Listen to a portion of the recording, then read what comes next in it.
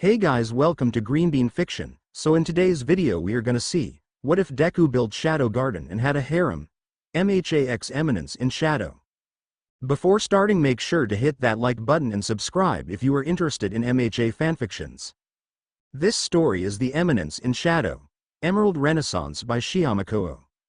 Now without wasting any more time, let's dive in. A few years ago a baby appeared who began to shine, being the first child with a quirk in the world. One so useless for today but so surprising for those times. After this event years passed and currently 80% of the world's population has quirks and the other 20% unfortunately do not have, being considered useless, extras, or one more mouth to feed. Now we see our protagonist who is in his new school. He is 18 years old. He dropped out of his old school due to the abuse he received from his teachers, his classmates, and his best friend, Katsuki Bakugo, who was the worst of all by being his main bully. And to which school? Well, what more to the famous Amaterasu Academy. Flashback. All you might think is that a quirkless person can be a hero. Sorry, but I don't think someone without a quirk can be a hero. Maybe you can get into one or another academy to help them, like the police academy or the medical academy. The freckled man burst into tears and fell to his knees at his favorite hero's response, while the hero simply walked away. End of flashback. We can see our protagonist who was in the hallways heading to his classroom. Izuku. Another day at this academia, he said with an annoyed tone to go to his classroom. Professor. Everyone to your seats, he ordered, and the students obeyed the order. I will give you a very important notice. Tomorrow we will receive a new student. Most of the academy knows her. She is Akane Nishino. The students were surprised. Akane Nishino is a great model, thanks to her quirk, which allows her to change clothes and face quickly. From one moment to the next she can be sad or happy, angry, among other things. Tomorrow we will receive her. I hope you are ready. Izuku. So Akane Nishino is coming to the academy, whisper. Time skip 3 months later. We were in a room. This one was Akane's, which was full of trophies from beauty contests. The sound of the alarm woke up the girl, who was dressed in white pajamas. She turned off her alarm, and after getting up she went to take a bath with warm water. Minutes passed and she got out of the shower. When she was already getting ready to go to school, and was about to leave, an image passed through her mind, scaring her because of the memories she felt, but immediately a somewhat worried voice was heard. Driver. My lady, said her driver, somewhat worried while looking at her, until Akane answered him. Akane. Nope, nothing's wrong. Let's go. She ordered her driver to go to her academy. When she arrived she came out with a smile, receiving several greetings. Girl. Good morning Nishino-san. I greet the black-haired girl. Akane. Good morning. She replied. Girl. Good morning senpai. Another girl greeted. Akane. Hello, good morning. She greeted again. After receiving so many greetings and returning the greetings, she found herself at the entrance of the school. A boy from her same class. This was our protagonist Izuku Midoriya. There is a boy who is so cute according to the conversations of the girls that I heard walking around there. She thought to greet him. Good morning Midoriya-kun. Average, normal grades. Medium. High athletic ability. He seems the most normal, but not being average, if not more than that. He is different. Despite not having a quirk he manages to stand out, becoming my first friend at school and I his first friend, so that later his social circle would increase, thanks to my help. The black-haired girl thought proudly at the end. Izuku. Oh, good morning Akane-san. The freckled man replied with a smile. She didn't respond because she was stuck in her thoughts. Akane. He called again. Akane. Yes Midoriya-kun? She asked with a burlesque smile. Izuku. Ah, Akane-san. I already told you that I don't like you calling me by my last name. I feel like someone very important, and you know that I never liked being someone so important. He reproached the black-haired girl and with a mocking smile at the end. Akane. Okay Izuku-kun, don't worry, I won't call you by your last name anymore, she replied, understanding what the green-haired man said. But she didn't take it seriously and they went together to the classroom. After spending a few hours classes ended. Akane said goodbye to everyone in her class but realized that someone was missing and it was Izuku. She looked for him with her eyes until she found him, with a few bruises and some bandages on his hand. She got scared when she saw the green-haired man like that, but when she was getting closer to the green-haired man, he ran away from her but not before saying something. Izuku. Be careful where you walk. It could be a trap to kidnap you, Akane-chan, and I don't want you to get hurt. You are too important to me to lose you," he whispered into Akane's ear. She didn't know how to respond, but at the same time she didn't understand the black-haired man's words. Akane. What did he mean by that? Besides, I thought I heard him say that I am an important person to him. She blushed a little but then tilted her head from side to side many times.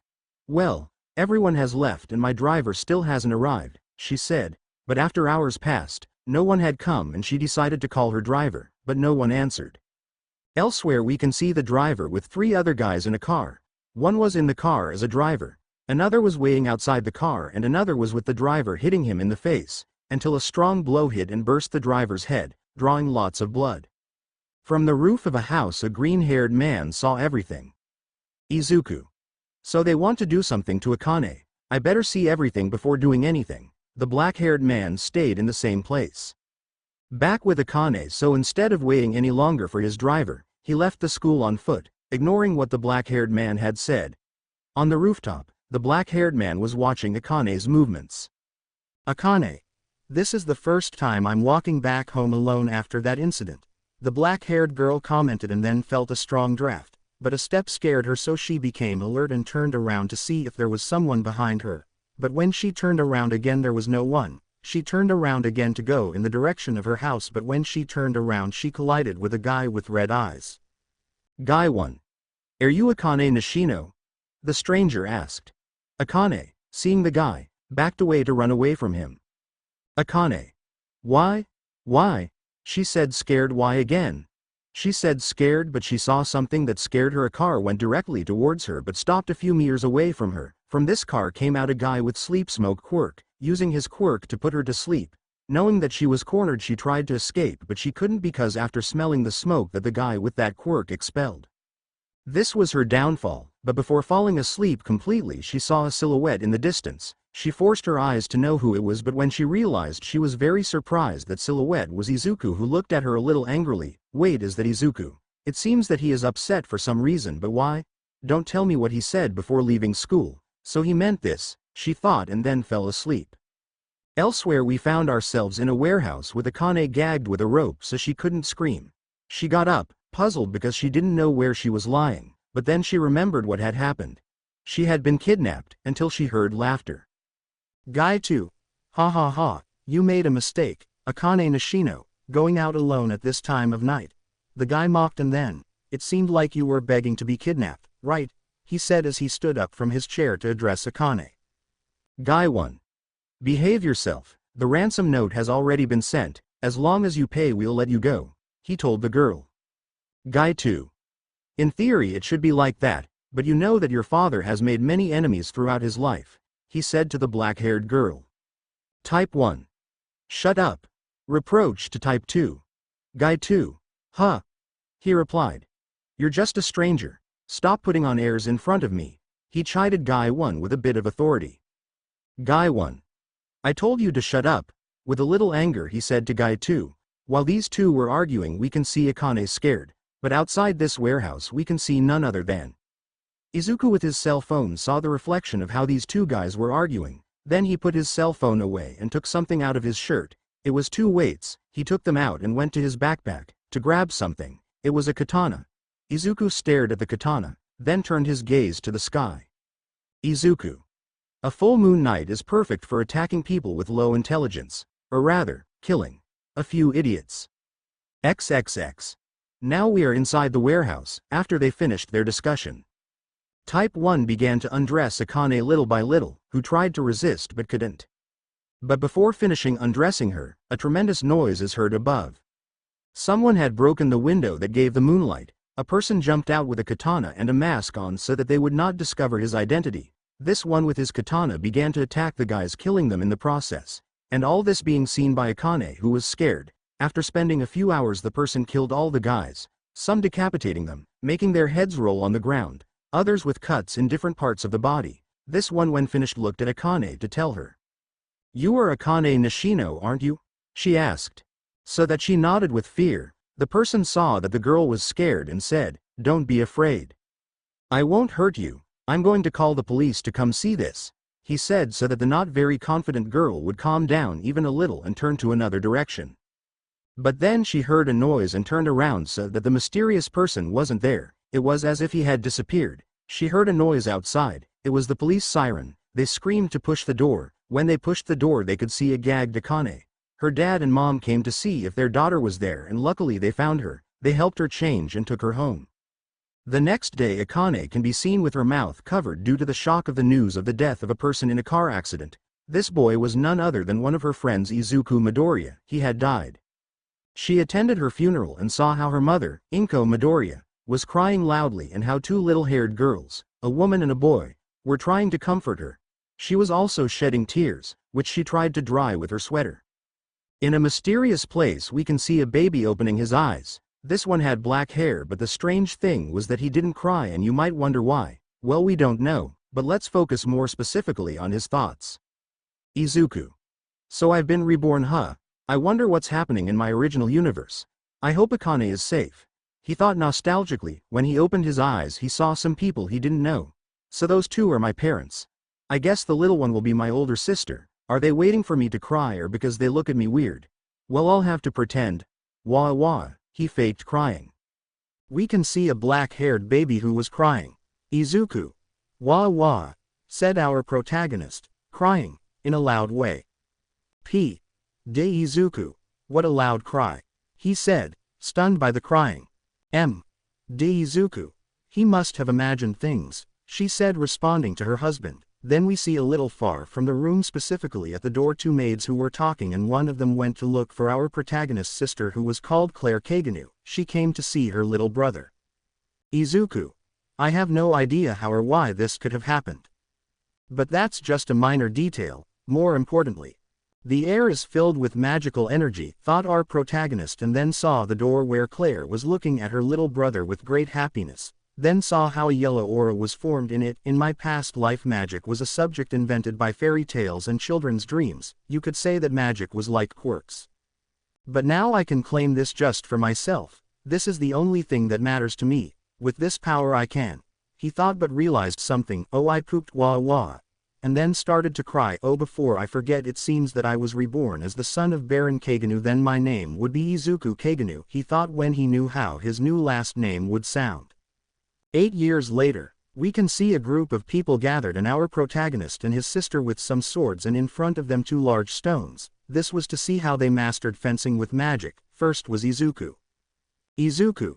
For generations my new family has been bringing out new knights, and you all have hopes in the heir of Kaganu. He thought this to take out black rays from his hand, to put it on his sword and give a strong blow to the rock that was in front, cracking it and breaking it into large pieces at once.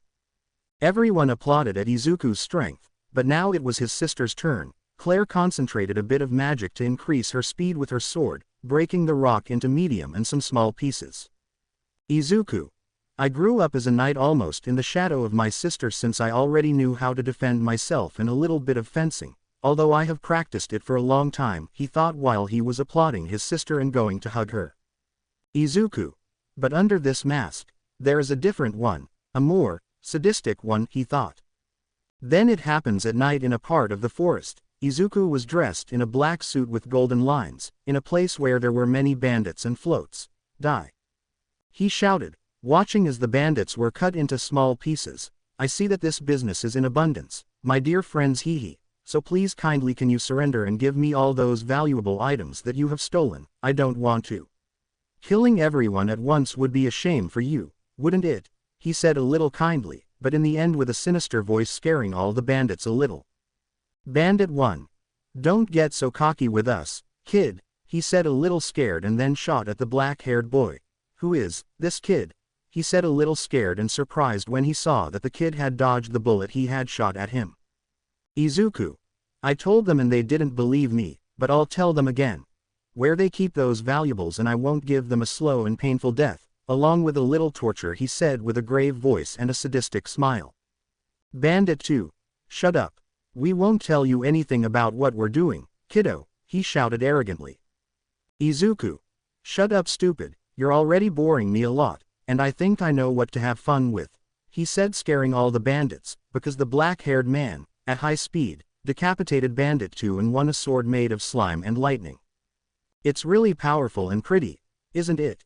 Izuku asked to take out of his hands some fingers made of slime and lightning that killed all the bandits. Ah. This isn't fun, it's boring. He spoke and then heard something. Okay. Well, I can try the next one on you. He said to stop the attack of a bandit who attacked him from the side. If you really work on that fencing style of yours, you might survive for about 2 minutes, so please hold on there, I don't want to get bored easily, he said with an arrogant smile and to deflect the thrust. Bandit 3. Don't make fun of me. Maybe they fell into your clutches but not me, you're just a simple child. He attacked him quickly, surprised. It may not seem like it but I am a master of the Bushin Ryu sword, he said furiously and arrogantly to apparently stab him. We see Izuku apparently spitting blood but he gave a malicious smile. Izuku. It's just a joke, about time, my friend, he said with a smile. Then splitting the bandit into 5, you didn't even last 2 minutes. Yes, I'm also happy with this slime suit. It's very easy to use and it doesn't cause damage to your body, he said to see the bodies of the bandits hanging. Friends of my caravan, I have avenged you, he said happily and then went to look for the valuable things that the bandits he had killed had stolen. Among them he found many gold coins, jewels, but something caught his attention. Izuku. A cage. What's inside there? He wondered and then went to see it and uncovered it from a blanket to find a monster. This is very unexpected. It seems that you are not a corpse. I see that you began to rot but you have not died. What are you? That means that you are possessed, he said with impression. It seems that you have a magical overload. I understand it by that wavelength that you are releasing, he said happily, and to touch the possessed and release a little of his magic, to then see how the monster was dispersed a little by Izuku's magic. I can use this. This is not my body so I can do it with pleasure, without hurting myself. The next day, the black-haired man swiftly carried the monster in a bag to a warehouse near the mansion. Time skip 1 Ms. Izuku's paw. After trying many things shooting magic at him, nothing seems to work. It took me a month until I learned how to stabilize his magical energy, but we'll see if the wait was worth it. Fin del Pav. After a little effort I managed to stabilize the magical energy. We see Izuku blushing a little when he sees a girl with elf ears and blonde hair naked in front of him, and then we see him grab her so she wouldn't fall. Izuku. ODD God, I didn't think that stabilizing the magical energy of that thing would give me this, he said with a small blush at seeing the naked body of a girl, but we see that the girl's body began to move a little abruptly. Oh. What do I do now? I know. Attentive, he said to himself to see that the elf girl opened her blue eyes. This is your first time. Don't screw it up, Izuku. He whispered, it seems that you have woken up, girl, he said to the elf who, upon hearing that, began to half get up and see how her body. Elfa. My body, no pp, it can't be, she said and then listened to Izuku's voice again. Izuku. I've broken that curse placed on you, girl, now you're finally free, he said with a small blush but calmly, so that the elf would calm down a little from the impression. Elfa. You did this, didn't you? You helped me, she asked with a small smile to the black-haired man who nodded. But what curse are you talking about? She asked. Izuku. The curse you had was a terrible one that was cast upon you and the descendants of the heroes. I understand your dismay, but I assure you that you have also heard about this, he said, searching for something in a box, the fairy tale, recorded in these writings. About 3 heroes who defeated the demon Diablos to save the world. This story is true and this demon with his last breath cast a curse. This really turned you into a piece of rotten meat, but someone twisted the story and turned you into an object of contempt, calling you possessed, and the one behind all this is. I'd better not tell you, it's too much to tell you the name, if you knew you would already be in great danger, said the black-haired man. Elfa. I don't care, just tell me, who did this to me, she said attentively while frowning. Izuku. Well, since you insist so much I will tell you who is behind all this is the Diablos cult. This is a group of fanatics who have been conspiring to revive the great demon. They never come out into the light of day, he said to see the elf with an angry face, and my mission is to remain in the shadows, to finally stop the evil plans they have. I guess, my name is Shadow, the one who lurks to hunt among the shadows, he said, releasing a little of his magic and putting on his suit, but call me Izuku. Elfa. Izuku, she said, surprised. Izuku. My path is too difficult, but that will not stop me from fulfilling the mission I have. Daughter of the heroes, are you ready to walk this path with me? He said looking at the elf. Elfa. When I got sick, she said, when the curse affected me, I lost everything, my whole future was just to be a beast of rotten flesh, but you saved me. So if that's what you want, I'll give you my life and punish the guilty ones with the end of their lives. She said to see Izuku with a smile, and he extended his hand for the elf to grab it and Izuku to give her some slime. However, I can't show mercy to anyone who gets in our way, she said, determined to be covered in slime and get up. Izuku. Well, that's the spirit, he said with a kind smile. Elfa. Now we will have to search for the descendants of the other heroes and take them under our protection, she said, so that Izuku nodded. As we expand our organization, we will need to strengthen our base of operations accordingly. We will have to raise funds for that purpose, she said determinedly. Izuku. Yes, but in moderation. Okay then, well, we'll call our organization Shadow Garden and your name will be Alpha, he said in response, and from now on we'll be the guide of those poor souls condemned to the curse that eats away at them until eternity. Alpha. Whatever you say. Shadow. 4 years later. Izuku's POV. It's been 4 years since I created my organization with Alpha. It has been growing little by little. Now I am 13 years old, an average and normal Dark Knight with moderate training. Now I am fighting against my sister Clare to see how much I have advanced in learning more about fencing. End of the POV. We see Izuku use magic for more speed and some of his black lightning to increase the strength of his sword. Clare. Your thrust has improved, Izuku, but it still needs some work, she said to attack Izuku. Izuku. Yes, I know, sister, but I haven't used everything, you know. He gave to surround his sword with black and purple rays. Come on, I'm going with everything, he said to attack his sister, but his sister avoided the attack, but Izuku activated an ability that made him faster and counterattacked with a strong thrust that knocked down his sister. I won. I told you, he said, falling unconscious in the arms of his sister, who managed to catch him at that moment, but you can see how a maid comes. Maid 1. Miss Clare, she said. Clare. Yes, she answered with a question. Maid 1. Her mother is calling her. She says to go quickly. The guests are already arriving for the farewell party, she said, so that Clare nodded and stood up, in addition to getting up her brother. Clare. Izuku, wake up, she said, so he would get up. Izuku. I won't be able to train with you for a while. Train a little more on your own, she said, looking at Izuku. Izuku. Of course, One-sama, he said, to get up with a little magic. And go wash his face with some water from the river on the side where they were. Gosh, I'm going to miss my sister, but well, let's see. In my fight against my sister, I remembered something, is that in my past life, we were living in the information age. With that information I was able to combine all kinds of martial arts and optimize them to my own benefit. I can also improve them, he thought, with a little sadness at the beginning and at the end with a little happiness. The next day, Izuku. When nobles turn 15, they begin to attend the Midgar Academy for Dark Knights in the royal capital, he thought, imagining the academy they were told so much about. But he didn't see his sister anywhere in the house, so he went to his sister's room and ran to that place. When he arrived, he saw that everything was in disarray, and with his father and mother inside his sister's room. She had disappeared, and he would go to get her back no matter what the cost. Previous chapter. Izuku.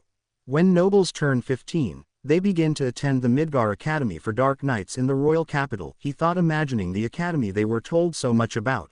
But he didn't see his sister anywhere in the house, so he went to his sister's room and ran to that place. When he arrived, he saw that everything was in disarray, and with his father and mother inside his sister's room. She had disappeared, and he would go to get her back no matter what the cost.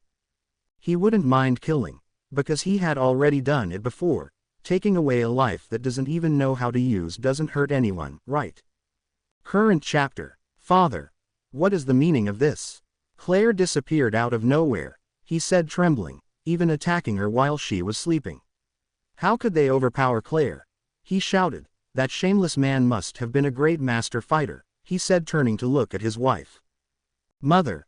So we have to accept this, she said with a sinister voice. Is that what you're trying to say? She said with a vein that seemed like it was about to burst. Father. Oh, and no, of course not. That's not what I meant, he said, scared. Why I was just saying as, he said, very scared while shaking. Mother. Stop saying those stupid excuses, you fucking bald guy. She yelled at him, also insulting him. Take that, that and that. She yelled at him louder while the bald man was asking for forgiveness, with the strength for his wife to stop hitting him. But before you finish, please take Izuku to his room. I don't want him to see blood stains at a very young age. She said calmly to see that the maid nodded and left with Izuku. And now where were we? She said with a voice from beyond the grave.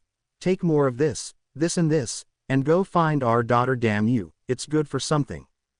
She said, hitting him. What are we going to do if something happens to poor Clare? She yelled at him and continued hitting him. Outside the room we see Izuku walking with the maid. Izuku. Beta-chan. He said so that the maid transformed into a light blue-haired, slightly albino elf. Beta.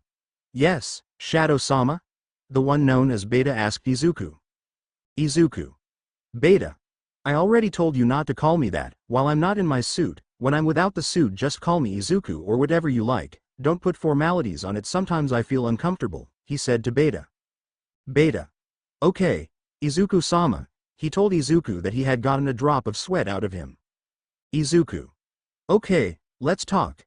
I've heard that Alpha-chan has been gathering members for Shadow Garden as if she were adopting abandoned animals on the street. But that benefits us since our number of members has grown rapidly, he said while Beta put on his glasses. Where is Alpha-chan? He asked. Beta. Alpha-sama is looking for clues along with the other members about Miss Clare's whereabouts, he replied. Izuku.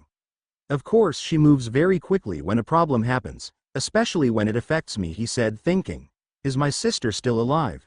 He asked anxiously. Beta. It's most likely. The kidnapper, as expected, belongs to the Diablo's cult. He is a high-ranking officer, he replied. Izuku. Why did they take my sister? He asked Beta again, already in his room. Beta. We suspect that they believe Miss Clare is one of the descendants of the heroes, he replied. Izuku. I see, I guess when these girls get involved, even old bandits can instantly transform into new members of the Diablo's cult, he thought. Beta. Izuku-sama, look at this map. We have determined the locations of their hiding places, but of all of them we do not know which is the hiding place where they have Miss Clare hidden, he said looking at the map. Izuku. Huh. He said to make a slime dagger and throw it at a specific area of the map. There will be my sister, he said with great intelligence. Beta. BBU, but there's nothing there, she said, but realized something, and it can't be true, these cryptograms were just a decoy so we don't know their location. In that case, if we put it together with that account, everything comes together. Of course, Izuku-sama, I think there's a cult hideout in the place you indicated, she said so Izuku would nod. You took all this amount of information and saw the truth in seconds. I'm so impressed, she said. Izuku. You are quite an actress, Beta-chan, you even deserve an Oscar award, he thought. Well, tell the 7 shadows that we will assault tonight, but first come for a while. He said so that Beta would nod and go to where Izuku was. You deserve this. He said to fix a bit of her hair, and kiss her on the forehead. You deserve it. Besides, she is very pretty when I ruffle it and kiss or caress her head and the others. He thought to let him caress Beta's hair, who was blushing. Go fast, Beta, and tell them. As soon as she said, she ran to tell the 7 shadows today is a great day for a nice massacre. He said looking at the window with a grim smile, just like his laugh. Somewhere else and at night, Viscount. You know, I had a daughter, I would rather not resort to violence. Clare Kaganu said, seeing the mentioned who was chained by the limbs and then kick her hard and that she is dodging. Can you still continue to dodge this while you are locked in magic sealing chains? He asked. Clare. I was taught that it's not about how much magic you have, but how you use it, she replied in a bored tone. Viscount. You had a good father and teacher at the same time, he said. Clare. That bald guy? No, he didn't teach me, it was my younger brother who taught me, she replied with a smile. Viscount. Your brother, younger? He asked, surprised. Clare. Surprised, right? She said with ego. I was the same as you. Sometimes when we fight, I beat him and sometimes he is the one who beats me, but I always learn from my brother's sword, and of course he learns a little from me but using that fencing. That's why sometimes I ask him, why he uses that ordinary fencing, and he told me. Flashback Izuku. If I always focus on one style of swordsmanship I can master it and change it to my own benefit, but if I combine all existing swordsmanships into this ordinary swordsmanship, I can modify it with magic to my own benefit, and I can make it as powerful as I want, he said when Clare asked him. End of flashback. Clare. My brother learns from me, and I learn from him. In short, we learn from each other, she said with a self-centered and nostalgic smile. Viscount. You know, I've heard about your brother. When you showed signs of possession, he was the one who healed you, right? Because he seemed to be the only one who knew about it, he asked. Clare. No. Not again. I keep telling people that I don't remember anything from that day. I don't know if my brother cured me or not, she said, annoyed, wanting to remember. Viscount. That's true, but just in case, I'm going to need to learn more about that brother of yours, right? He asked mockingly, but he heard something break and turned quickly to see that an angry Clare had attacked him and he had barely dodged it. Clare. Touch one finger of my brother's and you're dead. I'll make sure they throw your body as far away as possible, she screamed to free herself from the chains that held her. Viscount. Why you mutilated your own hands? He said surprised. Clare. I'll kill you. I'll kill your dear and beloved family, your friends, and all your... She said angrily, but in the end she is interrupted by a blow from the knight. Viscount. Foolish brat. Never mind, we'll know if she's a match once we've tested her blood, he said, looking at Clare. Knight 2. Great Viscount, he shouted agitatedly, to the aforementioned Viscount. Viscount. What do you want? He asked irritably. Knight 2. Intruders. He said to see that in another place there were 2 knights shooting at 2 girls, but a girl jumped on them and killed them, and so with each knight they met they killed them. We think there are 7 of them. They appear out of nowhere like shadows and our men fall like flies. We are no match for them, he shouted, warning the Viscount, who was at his side running with him. Viscount. That is impossible, he shouted. Some of our knights are good enough to enter the royal guard. He shouted, but in a quick movement the head of the knight who warned him rolled on the ground. What? He asked himself, scared to turn forward and see 7 girls in front of him. Why you? Who are you? He asked, confused by the presence of those girls. Alpha. We're Shadow Garden, he replied. Beta. Our mission in life is to end the Diablo's cult, he said. Gamma. We already know everything, said another. Epsilon. About the rebirth of the great demon Diablos, the descendants of the heroes, said another. Alpha. And the truth behind demonic possession, he completed. Viscount. The Diablo's cult? He asked, shouting and drawing his sword to attack. Where did you learn that name? He asked.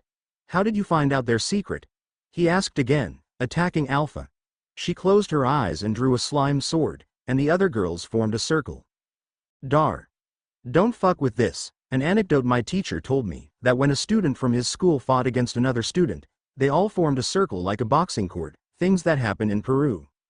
To see the fight, Alpha only dodged the stabs that the Viscount gave and he only attacked. In one of those Alpha saw the perfect time and attacked the Viscount with a chest cut, saving him a great amount of blood. Alpha. I won't be the one to kill you. At least not before you tell us everything you know, she told the Viscount, who took out a bottle with red pills inside from his shirt and took one out and swallowed it. When he swallowed the pill, red rays began to come out of his body and releasing a large amount of magic, and one of his eyes was blood red. When he finished this he attacked Alpha. That was a great trick and a very interesting one, she said, a little surprised by what the Viscount did, and with a big smile, he stabbed the ground, breaking it and making a big hole down. Beta. I'll go after him, he said, seeing the gap. Alpha. No need, she said without anything, and so that everyone would turn to look at her. She walks directly towards him, she said with a smile. Beta. Is that why we split up? He asked anxiously. Shadow-sama is so brilliant. Under them, Izuku. Hey, I know you must be coming this way. If my calculations are correct, of course. He spoke to himself while he searched, frustrated at not finding him, but at the same time he was happy. He knew he was going to fight against a great enemy. He felt like he was feeling large particles of magic in the air. Viscount. Damn. Oh. He said, but he found someone. You already knew I was coming this way, right? he asked Izuku, who only just smiled, as if an animal had found its prey. But there's only one of you, so it'll be much easier. He shouted to attack Izuku, but he stopped him with a thrust of a slime sword. The Viscount was very surprised. The swords collided with the tips of the other, causing strong shock waves around. Izuku, in terms of quantity, you have more magical power than Alpha. But unfortunately you don't know how to use it, plus you messed with my sister and nobody messed with my sister touches her. And that's why you will die now, with that stab weak yours, ha ha ha. Who lost against one of my girls? He said angrily and mockingly. If she hadn't been kidnapped, maybe I would have had a little mercy on you, but how dare you touch her? You will die very slowly, little by little, he said with a grim smile. But first I would like to tell you something. That fight of yours has no delicacy, please. Allow me to give you a master class on the correct use of magic, he said with a smile. The Viscount attacked, but Izuku dodged. Lesson 1. Concentrate a minimal amount of magical energy on your feet for a burst of speed, he said while dodging the attacks and then appearing behind the Viscount. Lesson 2. Once you've gained the proper distance from your opponent, speed and strength are unnecessary. You don't even need magic, he said, grabbing the Viscount's sword and then launching an attack. Lesson 3. I'm just playing with you, he said, giving him a great stab in the chest, another in the middle of the body, and thus giving him more stabs that seemed like Izuku was going to cut his body into pieces. Viscount. Have I ever felt so overwhelmed in a battle? I have it as a child, when I was training with my master, after I had just taken my sword, he thought. But, no matter how strong you are, the darkness of this world is much deeper. Izuku. Then I'll go further and further down and I'll be a ray of moonlight to end this cursed darkness, and it will be my darkness that will win, he replied arrogantly. Viscount. I will teach you something. I will teach you about the darkness in this world, he said, releasing a large amount of magical energy. We are all born useless and fragile. I still will be. That is the reality. Try it for yourself. For your own helplessness, he shouted angrily, stabbing towards Izuku, but in the end the black-haired man dodged downwards and stopped the Viscount's sword and then released a large amount of magical energy and into his slime sword, scaring the Viscount. What is this? Is it impossible for a child like you to have a large amount of magic? Izuku. How? Embarrassing. Playtime is over. Now die, he said, stabbing him with his sword and decapitating him, but before that something was heard. Viscount. Of course. It's not just his technique. If not everything. He was powerless against the darkness. But maybe this boy. Thousands, he said, already taking his last breath and seeing a necklace with a picture of him with a girl holding a sword, which Izuku grabbed and put away to leave. Izuku. He was pretty tough, even for a normal old man, he said, leaving. Well, that's how we finish the mission. I trust my sister that she'll be able to get out of this place, he thought. The next day Izuku's pav after Clare broke her chains. She appeared at the house, looking for me, thinking that they had done something to me. But there was nothing. I had to go tell my parents that my sister had already returned. After a few hours my sister had already recovered. To leave. In reality I will miss her a lot. But well, at least I have the girls to talk to. She asked me if there is cocoa in this world. Time since I ate a little chocolate. Well, before my sister left, I promised her that I would improve my technique to protect her. She told me that she waits. Fin del Pav Izuku. I wish I could go to the capital. It seems more like a giant metropolis with this backward town. Maybe I'll finally make new friends. Well, I'll get there in 2 years, he said, and the last thing he thought. Alpha.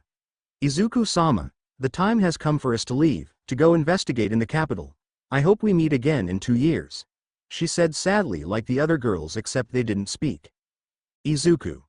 Well, but I want you to promise one thing. Please take care of my sister until I'm there, and take care of yourselves. I know you're strong and all that. But I worry about you. After all, you're my girls, he said, going towards them to hug them. What else can you go now? Please take care of yourselves, he said with a smile. All. We promise, Izuku-sama, they said happily. Izuku. I love you girls, with a smile making them blush. All. We love him too, Izuku-sama, husband, blushing. After they left, Izuku smiled at the sunset. Izuku. Good and bad things will come. Everything will be solved. I will protect this world as I wanted to protect mine. Evil is coming, and I will defeat them. Izuku's pa of the 2 years that I have to enter the Dark Knight Academy have already passed. The girls have been investigating the Diablo's cult during this time. They have already sent me many letters of the investigation and I added more. Sometimes they came here as if to rest. This cult is a huge organization worldwide and that is very impressive. And very good. I will be able to kill more people. Well, right now I am on a direct train to the capital, although the girls visited me as much as they could. They have not been able to because of the work that increased. I wonder what they look like. I haven't seen them for a whole year, if I remember correctly. They'll have already grown into very pretty adults, since their race is older than us humans. Fin del Pav Izuku. So this is the famous capital of Midgar. I must admit it is very nice. I ask what food they sell here. If I remember correctly, this capital is populated by more than 1 million people. I have to go quickly to my apartment to get ready for tomorrow. He said to run from where he was to his apartment. When he found it, this apartment looked more like a mansion. There were a few maids who guided him to his room, grabbing his suitcase and putting everything in its place and putting his sword under his bed. The next day, Izuku. I was told that the Dark Knight Academy is a super prestigious academy, where promising students from inside and outside the kingdom gather to receive instruction, but it is a medieval-style hierarchical society. I'm ready. Hello guys, sorry for the wait, he said apologetically. Jaga. We're going to be late, Izuku, said the bald man. Hyoro. If we go fast, the train will leave in 15 minutes, said the blonde. Izuku. Excuse me guys, but what are you waiting for? We're going fast, he said, running in front of the boys who were also running. On the train, Izuku. We arrived on time, he said, but he noticed something from some looks. Hey guys, he said to his companions. Hyoro and Jaga. What happened, Izuku? They both asked. Izuku. Do you know why almost all the women are looking at me with predatory eyes and it seems like they want to eat me at any moment? He said with fear in the question. Both. How? They said to turn to see, and indeed many women were looking at him, but when they saw the 2 boys turn around, they looked the other way. Don't fuck with me, Izuku. You look like you're going to be famous among the girls, they said surprised. Izuku. Please, I don't think I'm famous. I know I am, he said at the end, whispering. Hyoro. Did you say something, Izuku? He asked. Izuku. Oh no, nothing, I'm just thinking about other things, he said. At school, Jaga. And the girl in question is. He stopped when he saw some people gathered to watch something. Student 1. Oh, beautiful Princess Alexia. Goddess of our campus. He said, giving her some roses little by little. Please. I humbly ask you to join me in a pure and upright courtship. He said, confessing his feelings to Princess Alexia, but she only limited herself to saying. Alexia. I'm sorry, I'm not interested in you in the slightest, she said, leaving the place, leaving the student with a sad and defeated face. For this a friend of his came to help him. Jaga. What was expected of the princess? I know she is destined for political marriage after graduation, but, he said, but was interrupted. Hyoro. He's not a bad choice for someone to mess with, he said, watching the boy leaving. Hey, don't use that power of yours to make all the women fall in love with you with a look, okay? He said, looking at Izuku, but he was already leaving, as if he hadn't heard anything. Hey, wait for us, he said, running behind Izuku just like Jaga. In the living room, Izuku. It's time to introduce myself as I introduce myself formally or normally. Normal, well, more or less, he thought until he heard that they called him to introduce himself. Ready, well, let's go. Good morning, classmates. My name is Izuku Kaganu. I hope we get along very well from today on, he said with a smile, making all the women blush, and so little by little all the students introduced themselves and sat in their respective seats. Huh. How good that I win that bet. I mean, me starting a relationship on my first day is out of the question. Besides, if the girls find out, they'll kill me, especially my sister, he said with a little fear, remembering how jealous his sister is, and the girls of the 7 Shadows are almost territorial with what is theirs. Continuing with the classes they gave them, until recess, Izuku was looking for someone. Where is she? He thought, looking for someone with his eyes, until he heard his name and turned around. One-san was looking for you, he said, looking at his sister. Clare. You brought your food, Izu, she said to him, so that he nodded. Oh look, there's a free table over there, let's go, she said to take Izuku to that table. They sat down and started talking about things that happened to them, until the bell for the end of recess was heard. "Ah, it's over. Well, see you tomorrow. Today I won't be able to accompany you to your apartment," she said, leaving the place to go to her classroom. Izuku. "Too bad. Well, I'll go to my apartment," Mari-san said, not to be late. "She seems like another older sister. He. But first I have to accompany Hiro," he thought. In the afternoon, we see Hiro in front of Princess Alexia. "Hiro. Because I bet this. Shit. She'll most likely reject me. I bet if Izuku was the one in this situation I'd accept him without hesitation. I mean, he's handsome, it's known he's good at fencing, and I don't know what else," he thought. "Alexia. So why did you call me here, boy?" she asked, a little annoyed. "Hiro. Princess Alexia. I want to form a relationship with you," he bowed while extending his hand. Alexia. "No," she said, leaving Hiro blank. "Hiro. I knew this was going to happen," he said dejectedly. "Alexia.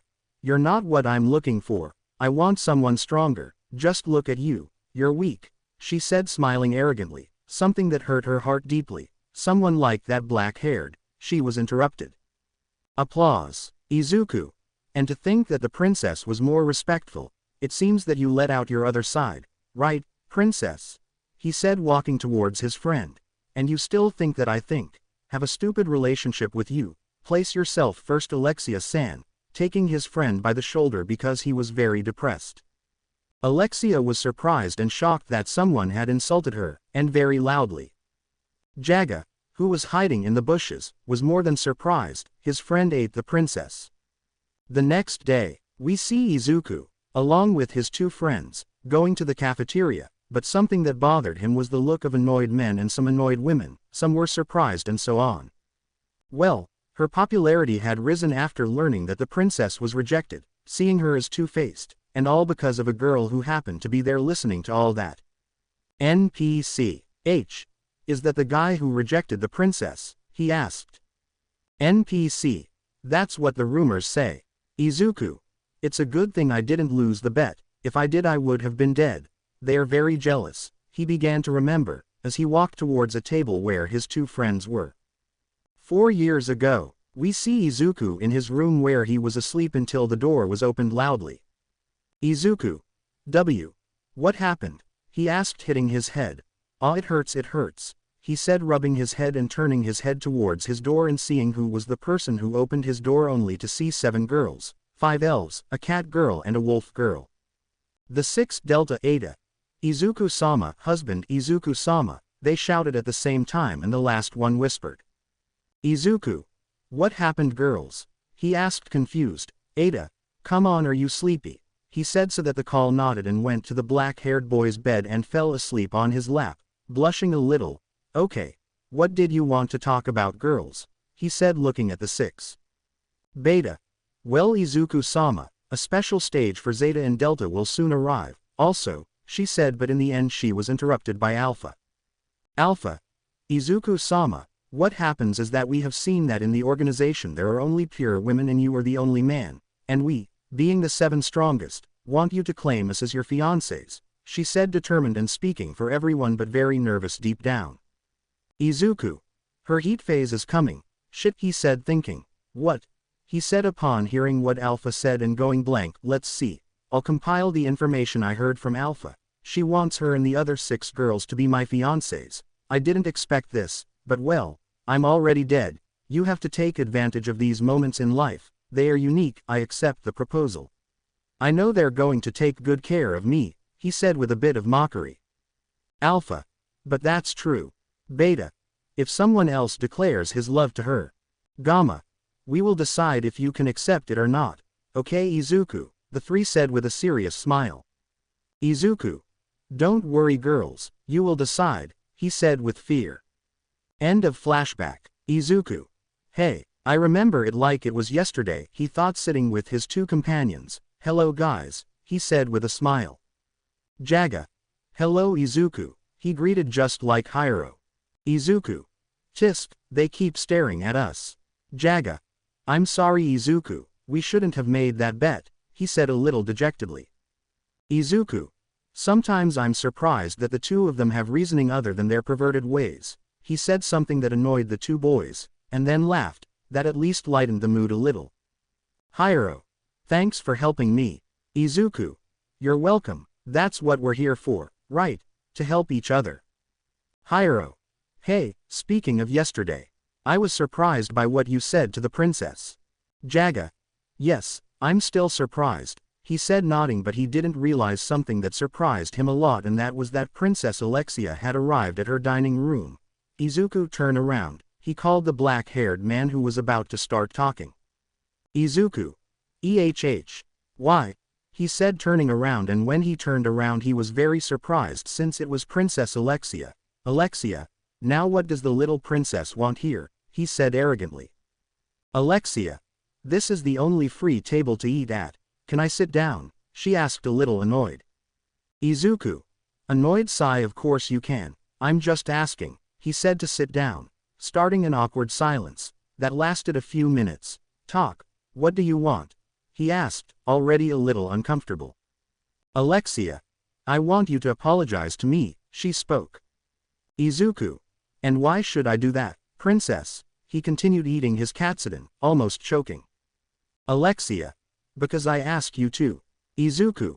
Let's see, little princess, the fact that you have something with the royal family doesn't matter to me. Don't get too carried away. Just because of that. Even your Erana is more respectful than you. Alexia stopped one. Alexia. Apologize, she yelled angrily. Hiro and Jaga were eating their food and a snack. The fight was interesting. Izuku. What? I hurt your proud heart.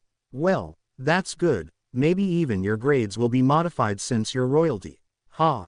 Come on, what happened? Did the cat get your tongue? He said mockingly. Alexia. Me. I challenge you to a duel. She threw her glove. Izuku. He. I accept. Taking off his black glove, he threw it towards the princess, who grabbed it and left. Izuku's eyes shone like never before. Alexia. When the Bushin festival comes, I'll defeat you. She shouted angrily, smiling arrogantly. Later in fencing class, teacher. As they say in this section, we have a new student, he said to call Izuku. He is Izuku Kaganu, Clare Kaganu's brother, he said, introducing him. Well, let's get back to the explanation. Alexia was shocked. How could a commoner be here? Izuku's pav. Clare told me that she put me in section 1 of fencing, although the Dark Knight test also helped. I made rock dust. I left the judges surprised. He. Although the most disappointing thing is that you can't use magic. Fin del pav. Izuku. You're the one I'll be doing the practice fights with, right? He asked student 5, getting him to nod. Well, let's get started. Student 5. Of course, he said, so that it would go at a speed invisible to the human eye but not to Izuku's. Clang. Izuku. Come on, that's all you have and I'm just starting out, he said mockingly. Clang. Student 5. Good thing you asked, since this isn't all I have, he said, to go faster and stronger, only for Izuku to dodge him. Clang. Izuku. How slow? That's what you call speed. Let me show you what speed is, he said, so that in the blink of an eye he gave the student 5 stabs and for him to fall on the ground. And that's it. This is a meaning of speed, boys and girls, he said arrogantly. Alexia. Have you used traditional fencing? Confused. Izuku. Find out for yourself, little princess, he said mockingly. Later. Izuku. So you're also coming on this train, princess, he said, looking at Alexia in front of him. Alexia. Tisk. I'm just getting in to get home quickly. Izuku. Izuku. My name is Izuku. Don't forget it, little princess, he said arrogantly, while getting off at his stop. See you tomorrow. The next day. Izuku. Tisk. What's going on now? Why are you looking at me like that? He asked, confused and annoyed, when he was stopped by 2 guards. Now what would happen to the black-haired man? In the great city of Midgar, you can see many people walking through the streets without worries, but it is better to see in a secret place that no one, well, almost no one knew. There was someone with crimson-red eyes waking up. This person was Princess Alexia, who was chained to a stretcher by her limbs. Alexia. Oh, he said, looking at his chains and saying, they are magic seal chains. He said to turn forward and see different accessories and then say, did he do it? He asked himself, seeing the room where he was and imagining an image of Izuku, then hearing a noise, who's there? He asked himself and then turned to a place to see a creature raising its head and turning it to see Alexia. This creature had its mouth half sewn with a single blood-red eye and its other was sewn, but its hair was still a light blue with a gradient to white. She was surprised to see that creature that she did not know, but she heard how they opened the door and looked straight ahead. "Doctor. Our royal blood," he said terrifyingly. Finally I have royal blood," he said, approaching the princess who just lay down on the stretcher where she was chained. "Alexia. How are you?" she asked. "Are you my kidnapper?" she asked again, so he wouldn't answer the question. "Doctor. Royal blood," he said, putting in Alexia a kit of syringes, scissors and extremely fine tweezers as well as some tissues. "Royal blood, royal blood," he repeated to grab a syringe. "Royal blood, he said with a bit of a loud voice, taking Alexia's arm and pulling out her shirt sleeve to put the syringe in and put on a maniacal smile. "Alexia, can I ask a question?" she asked the guy with a disgusted face. "What did you use my blood for?" she asked, seeing the doctor stick the needle into her arm and draw her blood. "Doctor. Why your demon blood?" This doctor answered with a certain stutter at the beginning. "Blood, he repeated. "I'm going to resurrect the demon in the modern era, ahahaha," he said with a mocking tone. "Alexia. I see, it sounds lovely," she said with a neutral voice and face. "Not that I know what it means," she said dryly. "At the academy at night. Tisk, it hurts," he said with pain. "Stop resisting," he said, trying to hit a guy, but he only activated thunder magic and put it all over his body like armor so that the knight received a little electricity all over his body. "Izuku.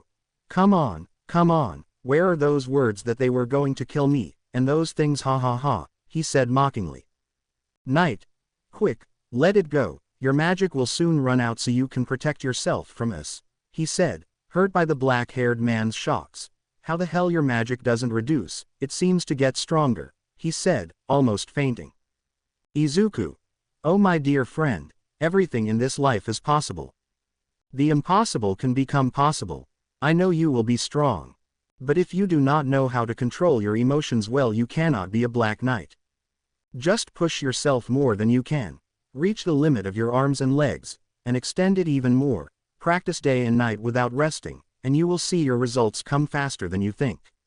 I know they distrust me because they think I have kidnapped their little princess, since we left at the same time and train, but I was also the only one.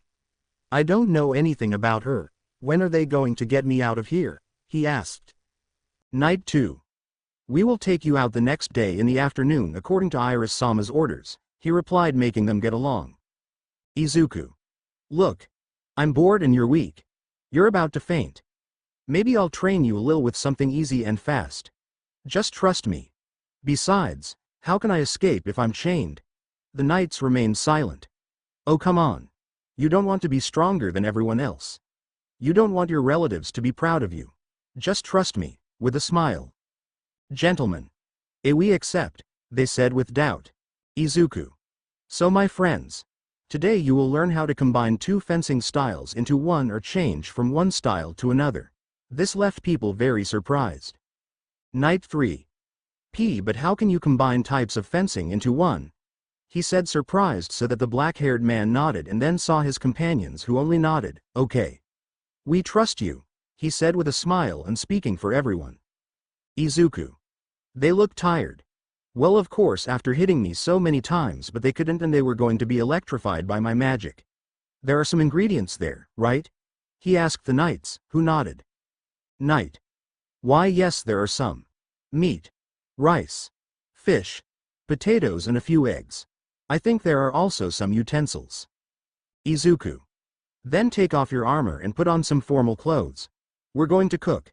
The night is still young." With Alexia, we see outside the cell where Alexia was, there were two gentlemen talking about trivial things. Alexia. "They should have looked for me years ago. Knowing my sister," she said, and then saw the guy take another syringe. "I would appreciate it if you would stop taking too much of my blood. I'm not ready to die yet," she said. Doctor. "I know, I won't. I want gallons and gallons of your precious blood.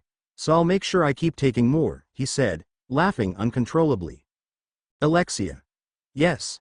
Please do, she said as if it were nothing. Doctor. No. It wasn't supposed to be like this, if it weren't for those idiots, he said angrily. Alexia. Yes, I hate idiots too, she said. Doctor. They destroyed my entire lab, he shouted. Then they just kept, he said, but with so much anger and strength he broke his syringe and started screaming. Alexia. Poor thing, that sounds really bad, she said. Doctor. It was, my research. I was so close, he said grabbing his head. I'm so close. I have to complete it sooner. I'll be excommunicated.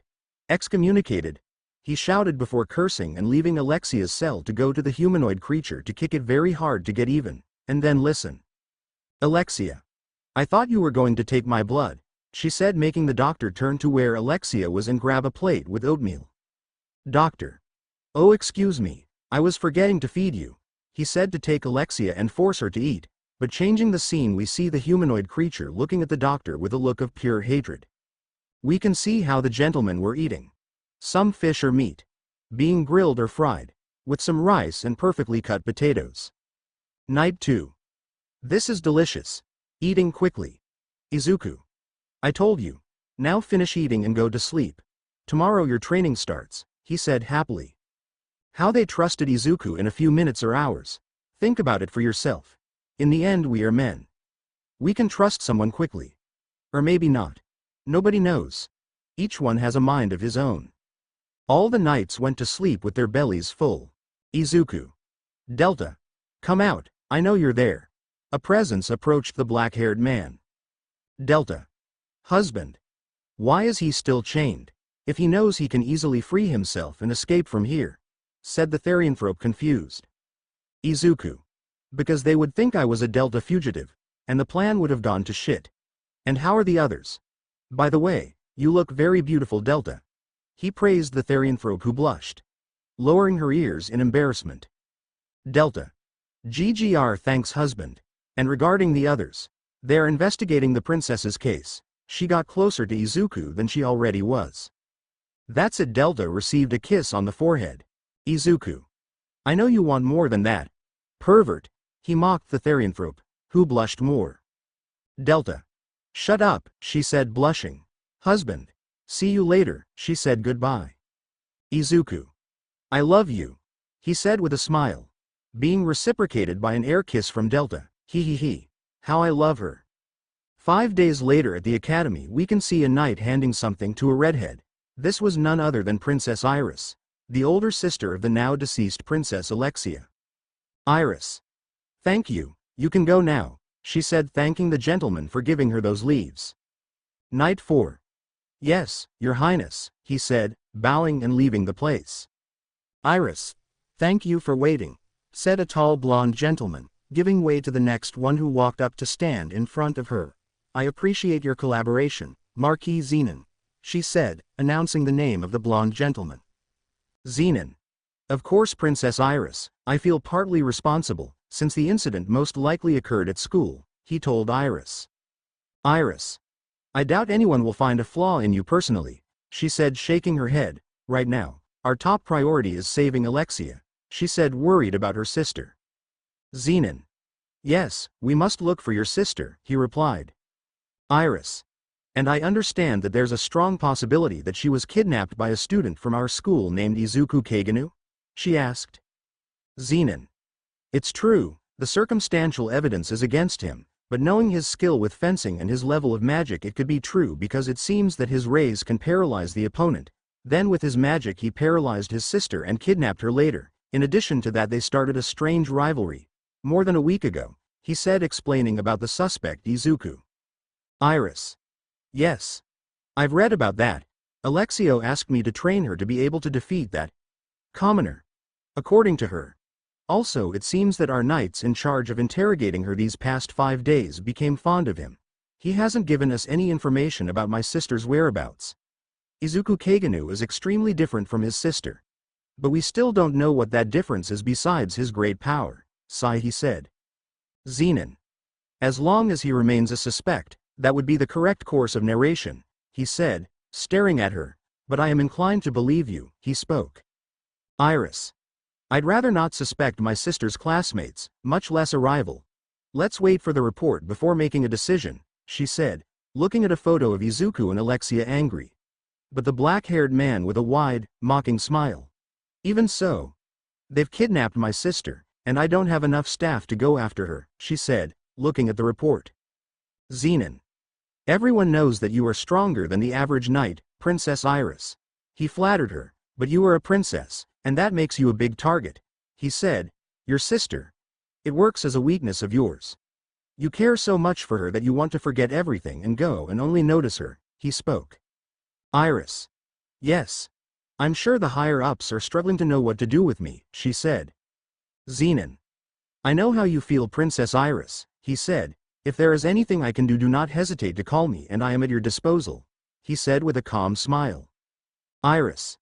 In that case, I would like you to help maintain order at the academy, she said as she stood up from the chair she was sitting in towards her window. Zenan. The students are locked inside. They've all been instructed to stay in their dorms after classes are over, he said. Iris. But it seems that one in particular is angry. Outside in the yard we can see Clare, who was angry because she wanted to see Izuku. Clare.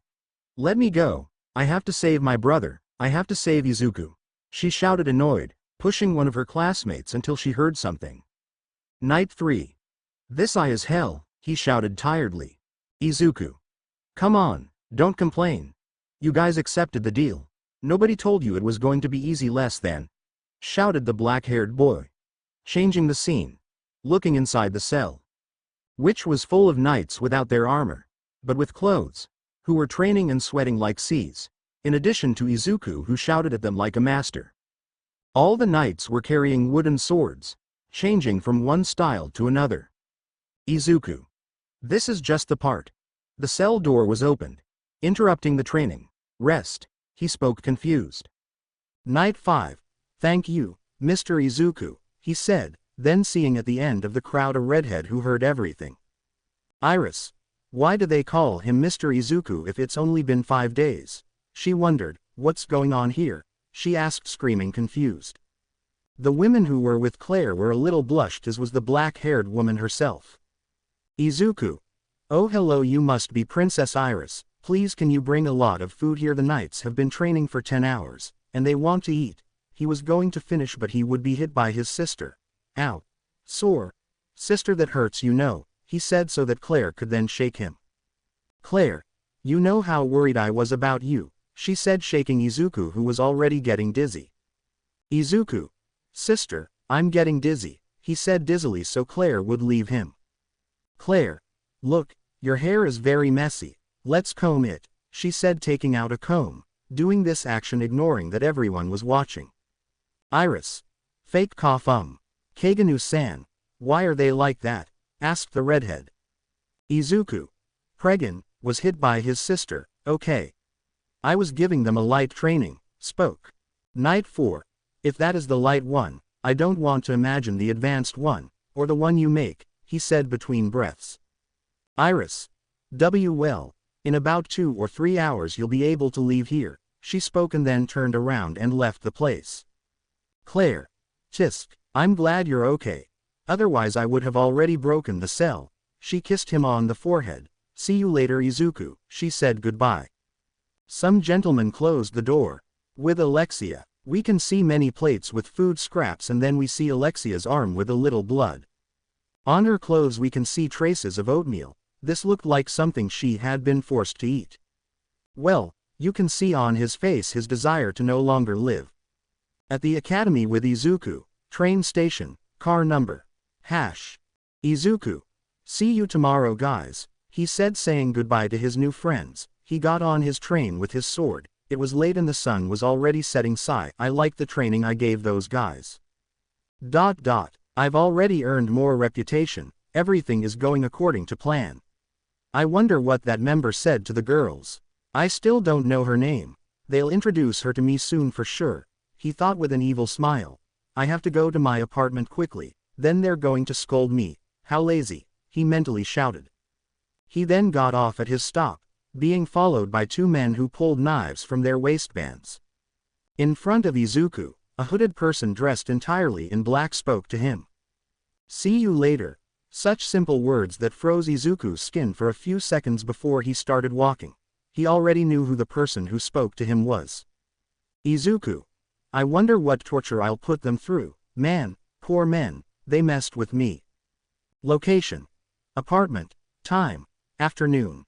Changing the scene, we can see Izuku, a little scared, walking through his apartment and mansion at the same time. Well, it was very big. After receiving a scolding from the maid of the place, he entered his room, finding a blonde elf girl, who approached the black-haired man. Izuku. It's been a long time, Alf. He was going to finish but would be interrupted by a sudden hug from the blonde, who left Izuku very embarrassed with a blush that could be noticed. Alpha. Izu-chan, I missed you so much, he said happily. Izu. I heard from a member of Shadow Garden that you had a fight with Princess Alexia, is that true?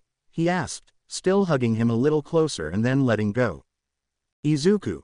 Spee is true. I have a duel with her in the preliminaries of the Bushin Festival.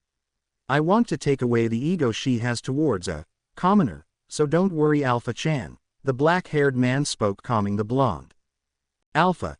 It's okay. I won't worry. Of course if you give me a kiss. He pointed to his lips, which formed a wide smile accompanied by a small blush.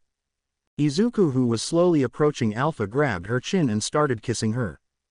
The kiss continued to rise in intensity little by little, to the point that they started a battle of tongues, which also increased in intensity, to some slight groping, on the part of Izuku and Alpha, who was enjoying it.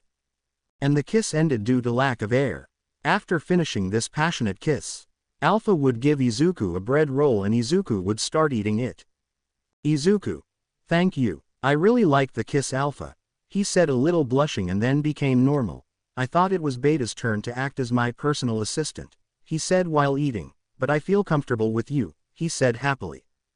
Alpha. I got a call and came back, she said happily and a little blushed. Izuku. That's great, and how are you doing in your search for the cult? He said as he finished eating. Alpha.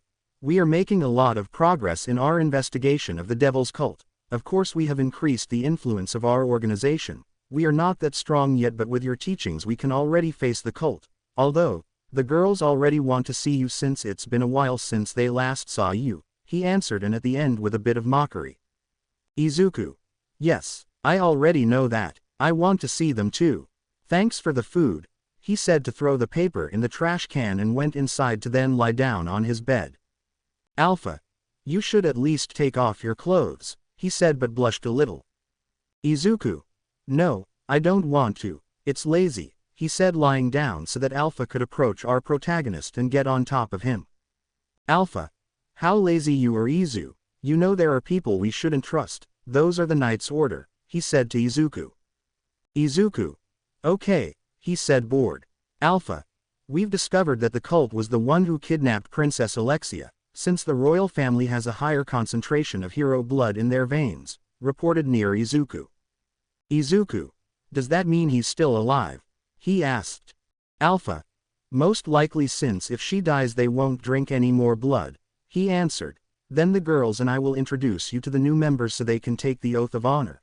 You are the one to do that, Izu, she said, taking off his tie and then putting it away and then bending down to take off his shoes and putting them away too, and then getting on top of him and giving him another kiss on the mouth that he only reciprocated, used to it. Since the girls always stole a kiss or three from him when they came to the mansion before to check on him or to take a break from some missions, after this interaction Izuku stood up. Alpha.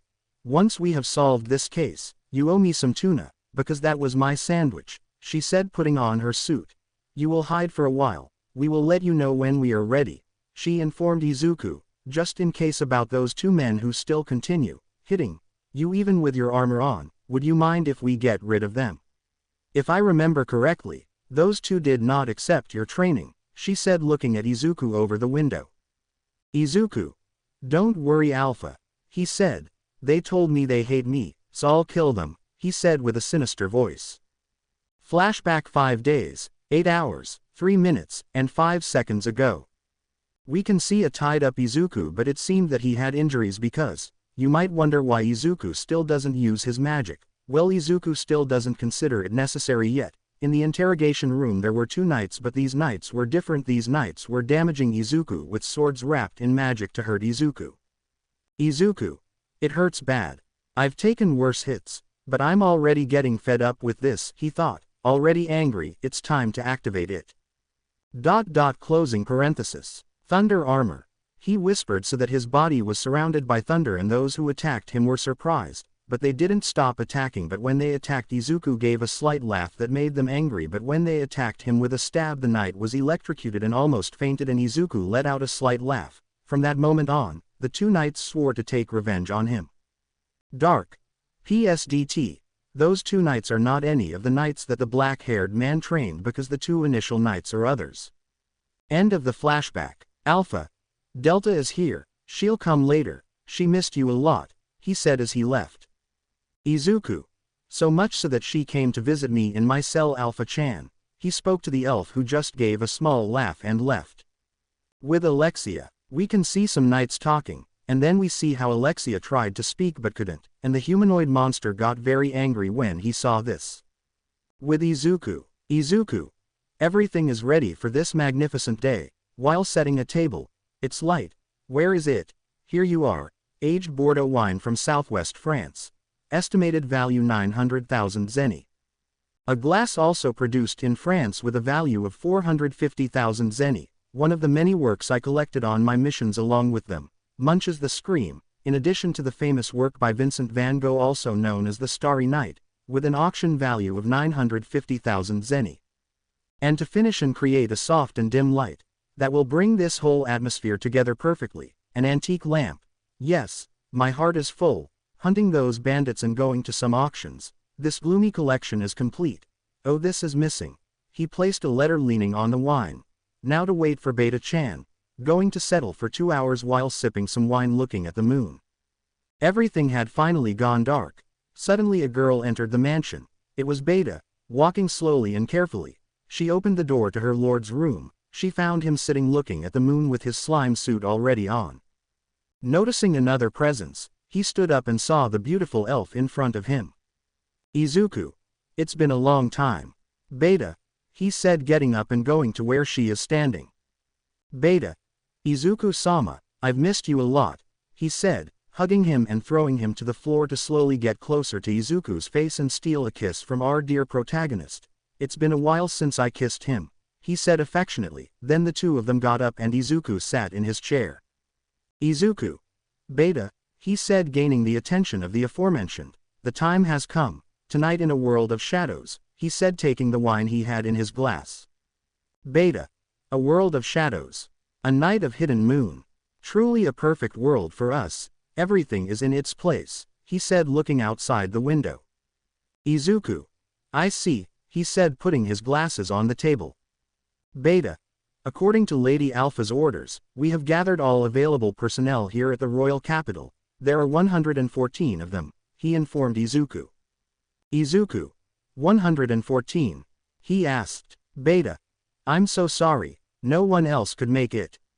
It was the best we could do, he replied. Izuku. Did you hire more or something? He asked again.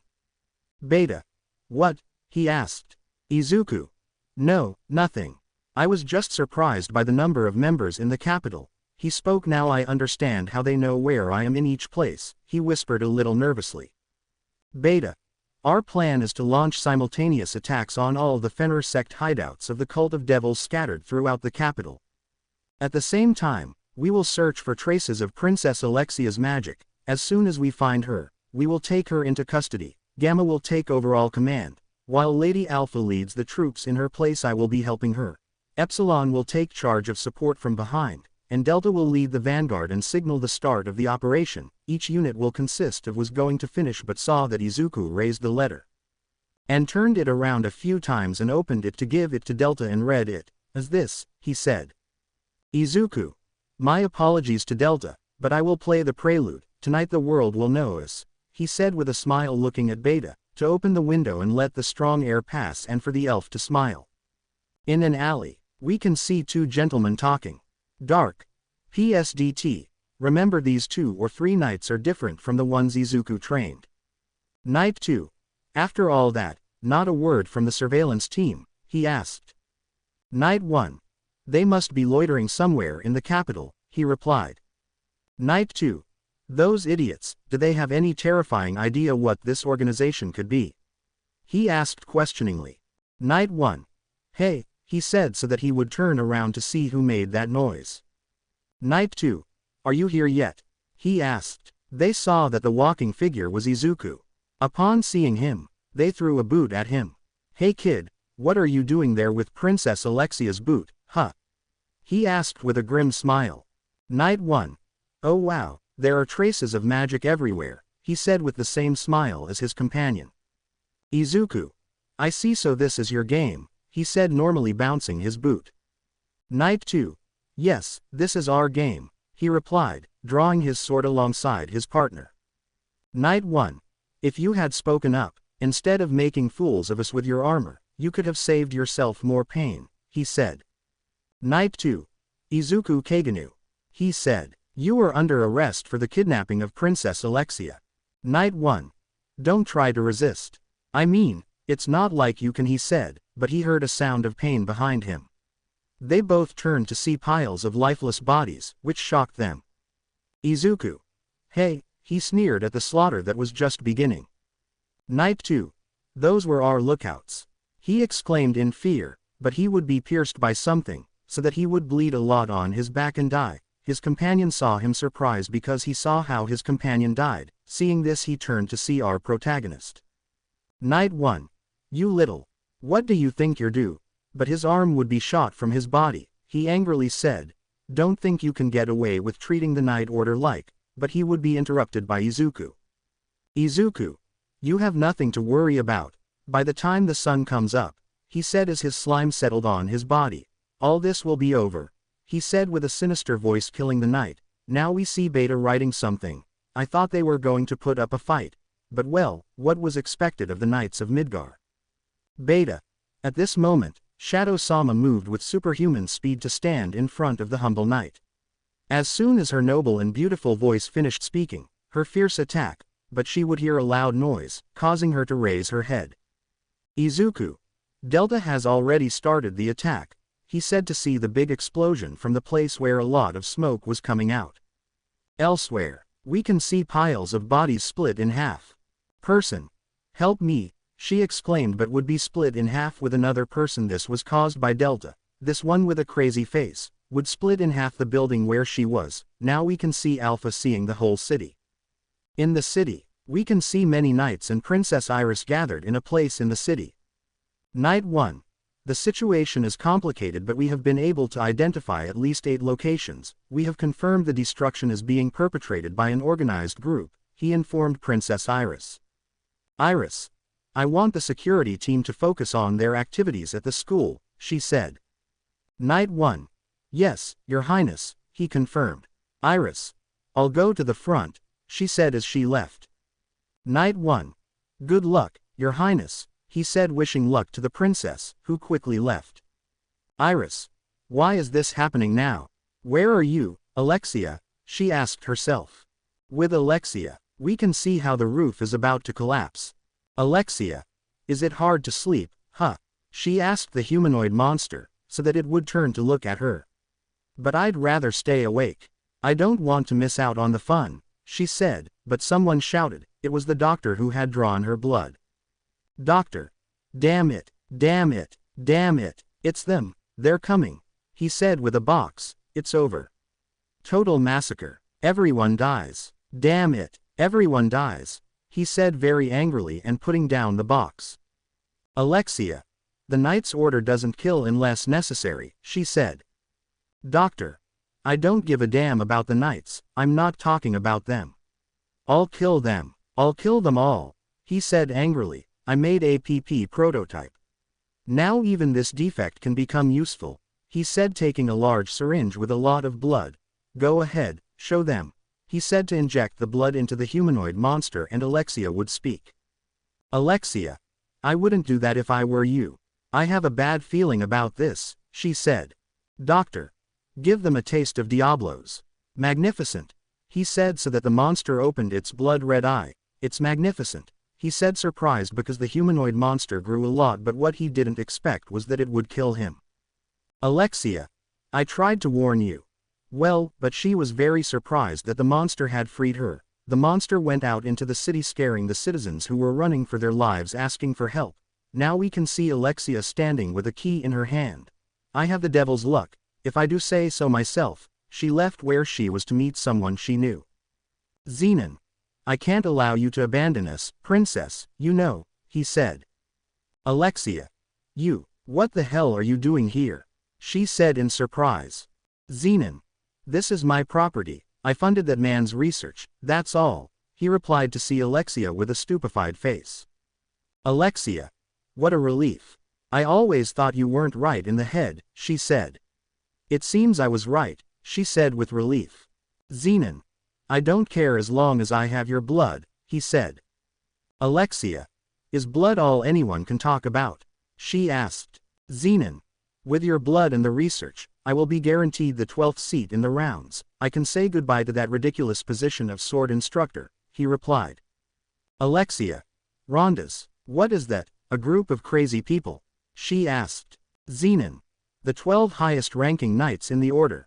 Knights of the rounds, comes with a lot of money and fame that doesn't even compare to what the academy gives me. Actually Iris would have made a more suitable offer, but I'll have to settle for you, he said with a lot of ego so that Alexia would give him a stab but he didn't even flinch and only stopped that stab with his own. Sorry, I forgot that you hate being compared to your sister, he said with ego so that Alexia would move away from him and attack him again but he would stop it again. This would give her another attack that would only give Zenan a small scratch that made her even more angry. Alexia was going to attack again but when she approached to attack Zenan would put his sword centimeters from her face. Alexia seeing that only got scared and accidentally threw her sword and Zenan taking advantage of that would hit her in the face, so that she would fall into the water, but at the moment of almost attacking to knock her out she would hear footsteps. There was someone else with them. Shadow. My name is Shadow, the one who lurks in the shadows to hunt in the shadows, he said surprising the two who were watching him. And you are in my plans, he pointed at the knight who was more than confused. Shadow. My name is Shadow, the one who lurks in the shadows to hunt in the shadows, he said surprising the two who were watching him. And you are in my plans, he pointed at the knight who was more than confused. Both people, princess and knight, were more than confused. Who the hell, who was that person? Zenan. A man dressed in the purest black, he said looking at Shadow. I see, you are the stray dog that has been biting the cult lately, he said. Shadow.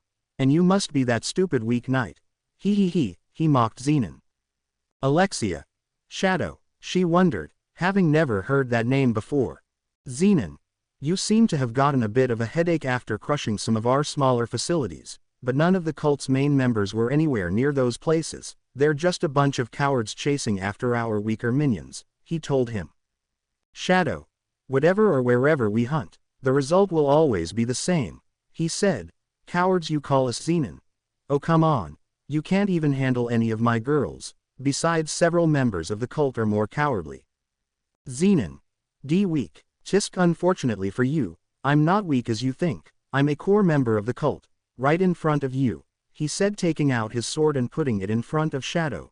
Today you will be hunted by me, the future 12th seat of rounds, Zenan Griffey. I will take your life in service to the knights of the rounds, he said to attack him, but when he got where he was he disappeared. Shadow. Take my life.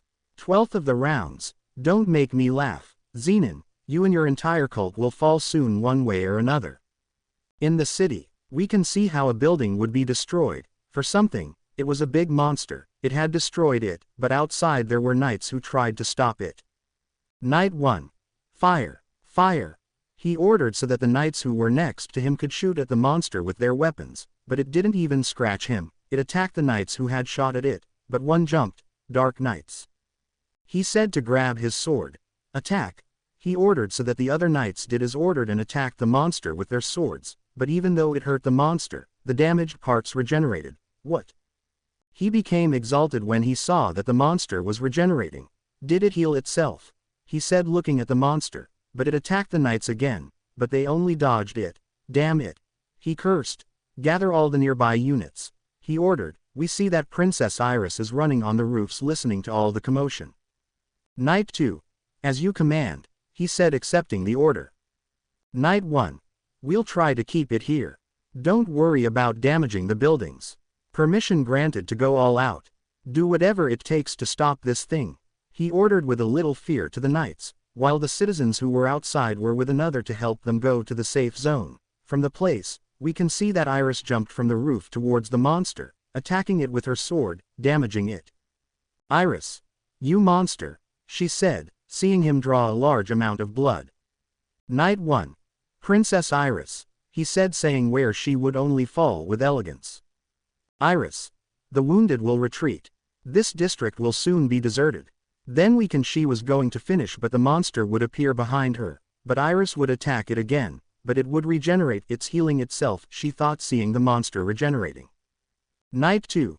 You're joking, that was an attack from Princess Iris, he said, seeing the scared monster, but saw how the monster walked towards them. But Iris would grab her sword that began to turn a lava red color, and she would attack the monster. Iris with a thrust cut both of the monster's arms and another thrust, making the monster retreat and stumble into a building, destroying it, but the monster regenerated again.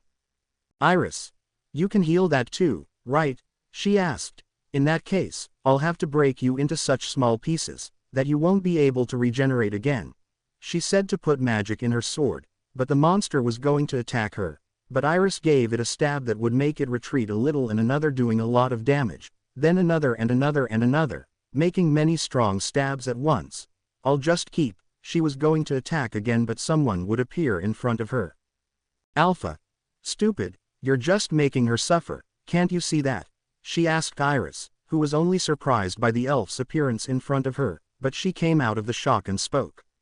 Iris. Who are you? She asked when she saw the elf. Alpha. A person, clearly, he said mockingly. I am Alpha, a member of Shadow Garden, went to attack the monster. Iris.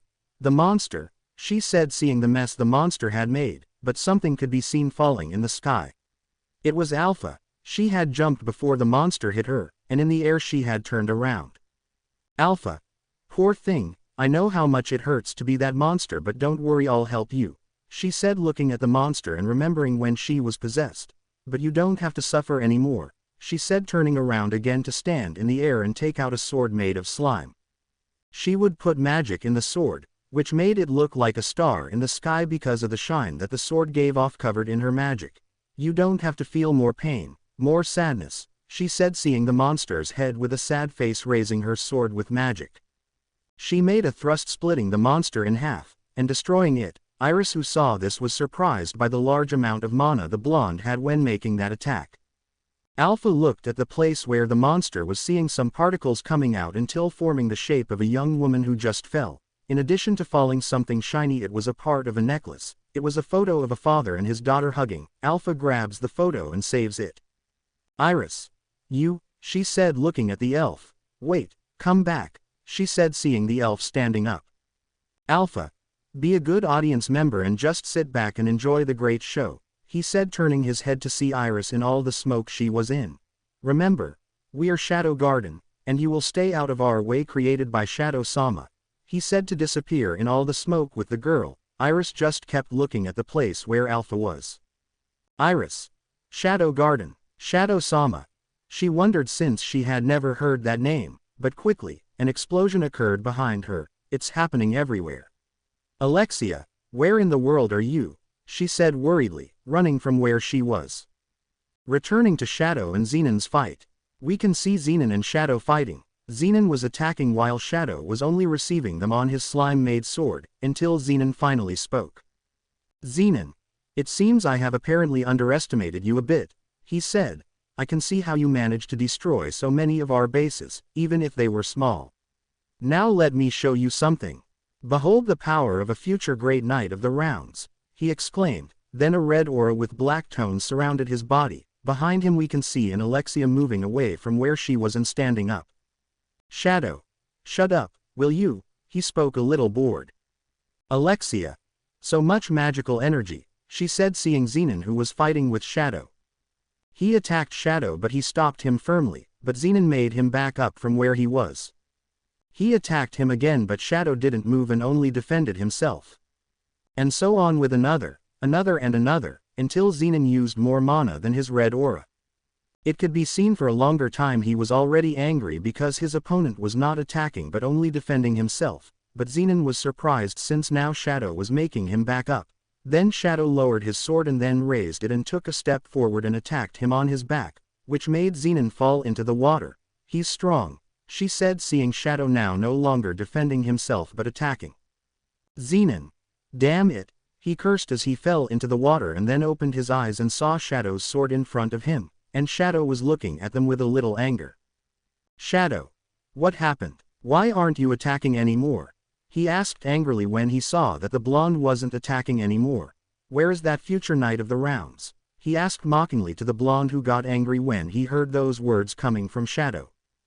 Going to attack again, but Shadow would only stop him with stabs. Both began to fight with quick stabs. While Zenan was angry, Shadow was very calm. Every time the swords collided, shock waves were created that became stronger and stronger, that the walls where they were cracking from the power of the two opponents.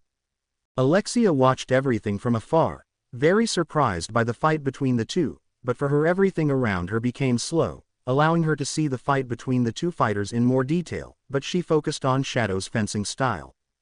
Alexia. Her technique has gone beyond excellence and entered the perfect world of transcendence, she thought while watching Shadow fight. Opening parenthesis. But deep down her fencing style is still as ordinary. Like what she dreamed of when she was little. That dreamy and ridiculous idea of the ideal fencing, she remembered, even without the great talent with the sword that my sister had. I deeply believed that if I worked hard enough and for a long time I could become as strong, even more like her today. But no matter how hard I tried, I could never reach the prodigy, she thought, along with a memory of her fighting against Iris. And then the redhead moved away, while she tried to reach her but could never do it. The best I could do was get people to compare me to her or laugh at me, the fencing style of the poor, without strength or skills, the style of an ordinary knight, but I couldn't leave it anymore. This style, which is nothing more than a simple and boring accumulation of basic skills, she said, remembering how people compared her to her sister, and that's why she wanted to leave fencing, but she didn't, and trained a lot more. She could see herself reflected in Shadow. For me, this was the style I liked. Flashback. Iris. I like your fencing style, sister, said Iris, helping her sister. End of flashback. Alexia. Oh, she reacted, remembering those words from her sister, and saw how Shadow saw a blind spot in his opponent, and attacked him, wounding him and drawing a lot of blood with an upward thrust. Zenan saw how the blood came out of his body, and then fell almost kneeling before Shadow. Zenan. Who are you? He asked Shadow angrily. If you have so much power, why do you hide that identity of yours under a mask? He asked angrily, but he saw how Shadow put on a smile, and this made him very angry. Shadow. We are Shadow Garden, he said with his eyes closed to open them and see his crimson eyes. Those who lurk in the shadows to hunt in the shadows. He said so that his eye came out a purple and a little white fire. That is the only purpose of our existence, he answered Zenan with his sword in his face, centimeters from this one. Kill, he said sadistically with a sharp smile. Zenan. Are you crazy? Really crazy? He asked, surprised, but meters away we see Alexia, listening to everything Shadow said. Alexia. Shadow Garden, she said to herself, having never heard that name from him, or rather from that organization that had appeared. And, is there a cult? She said, having heard what Zenan said. What's going on? She asked herself again, but heard a small laugh from Zenan. Zenan. Okay, he said, getting up from where he was, if you really want to fight. He said, taking out a bottle with red pills, then I'll give you a fight. With these pills a man can awaken to a new and great nature never seen before, which is beyond human limitations. He said while Shadow saw that bottle of pills. If a normal man took them, he would be overwhelmed by their tremendous power and would die without more. He finished speaking and then took all the pills he could and accidentally threw some away, just like the bottle. Then around his body again those black and red rays made of a lot of mana came out, but this time they surrounded his entire body and he screamed in pain, while Shadow just looked at what was happening with a neutral face. After a few minutes the mana around Zenan had disappeared, but now he was no longer a human, he was a different person. Now he was taller, with a different skin color, and his blonde hair went against gravity. Zenan. I am the third awakened, he said, so that with his sword he put it aside, so that the ground breaks into small parts. Those who can control this power are the truly chosen ones, he said. As well as being worthy of joining the rounds, he informed with an arrogant smile, and then was surrounded again by the red and black rays. Let me show you the power of the Almighty, he exclaimed, going against Shadow to attack him, but he only avoided it with his sword. Shadow just looked at him without any emotion, and then closed his eyes. Shadow. How unsightly, he said, so that everything around him was slowly destroyed by the rays that overflowed from Zenan's sword. These rays reached far, and were so strong that the place where they were was beginning to collapse. Alexia, from afar, saw this with great surprise at the power they gave off. Shadow. If that's the best you can do, don't pretend to believe yourself an all-powerful being, he said. What you do is blasphemy against the Almighty, he said, a little angry upon hearing that. Then lowering his sword in Zenan's, and thrusting at him, unbalancing Zenan, causing him to open a blind spot, and hitting them with a punch to their chin, making them step back. Come on, Zenan. Show me all that borrowed strength you have, he shouted angrily. Zenan.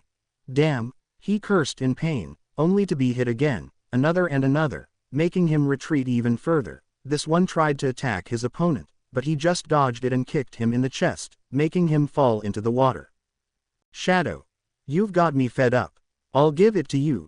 There is no path to omnipotence for those who use borrowed power, he said, breaking the jar that Zenan had thrown. None, he exclaimed angrily, releasing a lot of mana, causing mana lines around him to turn on and off. Seeing this, Zenan was surprised. Game time is over, Zenan, he said, pointing his sword at Zenan. The mana around them became a sphere, almost reaching Alexia, who was more surprised to see the amount of mana. Zenan. What is all this? He asked, looking around. Is it magic? But it's so, he asked again, looking at everything in detail. One person couldn't, but he was interrupted by Shadow. Shadow. Once upon a time there was a man who wanted to resist a nuclear bomb. The man developed his muscles, sharpened his mind, perfected his skills. However, there were still heights he could not reach, he said, to suddenly change to a scene. We see a man watching the sky, seeing something falling. The man looked at this, but I could not afford to give up. So after years and years of intense training, both physical and mental, I came to a single solution: if I do not want to be vaporized by a nuclear explosion. He said, to change the scene again. We see nothing, all white, then we see a silhouette of black lines coming out of it, then we see something bright crimson red shining in the shape of a cross. Now we go back and see that the red light was coming from Shadow's eye. I must simply go nuclear myself, he said, looking directly at Zenan. Zenan. You're crazy, he exclaimed angrily to Shadow to grab his sword and attack him, but it would be destroyed at the slightest contact with him due to the large amount of mana that was around him. This only surprised him more, and made him step back, and see that Shadow raises his sword. Shadow. Hey, I am atomic, he said, and as he finished those words he spun his sword around and made all the mana around him go to the sword, but after a second he saw how everything was destroyed in a colossal way, making Alexia fly out of there. This power was so enormous that it seemed like it was going to destroy the entire capital, but that didn't happen. From outside we can see a place and next to it a small river, but everything would start to shake. The water churned like a fountain until after a few seconds something came out of there. It was Shadow's magic that shot out, destroying everything in its path, making his magic be seen throughout the capital, and in different places you could see Alpha watching this. Also Beta, who was with her notebook very happy watching. In another place on some stairs exactly we see Epsilon, who was standing, and Delta, who was sitting like a dog in a square part of the stairs with joy, and in another place we can see Iris seeing the abyss of power that Shadow released. She saw this surprised and scared, but instead of leaving she went to that place to see if her sister was alive and, in worst cases, dead. Iris. Alexia, she said, pointing to the place where the magic power came from. After a few minutes the magic disappeared. Now we can see the crater to a certain person. It was Alexia, who was in shock to see the abysmal crater. She saw everything surprised. Then she came out of shock and turned to the side and saw a sword. She only saw it for a few minutes and then grabbed it and put it in front of her, making the tip shine with the moonlight. She got ready with her sword and then gave a vertical thrust, and then got into another position and gave another thrust but horizontal and then another diagonally upwards and another pointing in front of her and then heard something. It was her sister who had screamed. "Iris! Alexia!" she exclaimed worriedly, running towards her, and when she was close to her she hugged her without hesitation. "Alexia!" she exclaimed happily, seeing her sister still alive. "I'm so glad you're okay," she exclaimed. "So happy," she exclaimed again to a surprised Alexia. "I feel them. Are my arms cold?" she asked her sister, so that she only came out of the shock of where she was and denied to hug her sister again and just say one word, "Iris ne sama." The next day, we can see Izuku and Alexia in a corner of the academy. "Alexia, there seems to be more to the plot than meets the eye, but, as far as the public is concerned, the case of my disappearance has been solved," she said. "Izuku, thank goodness, those knights won't follow me everywhere anymore," he said, relieved. "Well, I guess I have to go now, bye," he said, getting up about to leave but was held back by Alexia. "Alexia, no, wait," she said, stopping Izuku, and he stopped. There's something I wanted to talk to you about," she said, making tangled messes with her hair. "Izuku, and what's that about, little princess?" he asked mockingly. "Alexia, do you like my fencing style?" she asked the black-haired man. "Izuku, your style? I like it because," he said. "Alexia, thank you," she thanked. "It's just that I've finally learned that I like my fencing style, although not because of you," she said with a slight blush on her cheeks. "Izuku, well, I think you could have left that last part out, right?" he said. Alexia, "Well, that's true," she replied. Izuku, "Well, now I can go," he said, turning around to leave. Alexia, "Wait," she said. Izuku, "Now what?" he asked.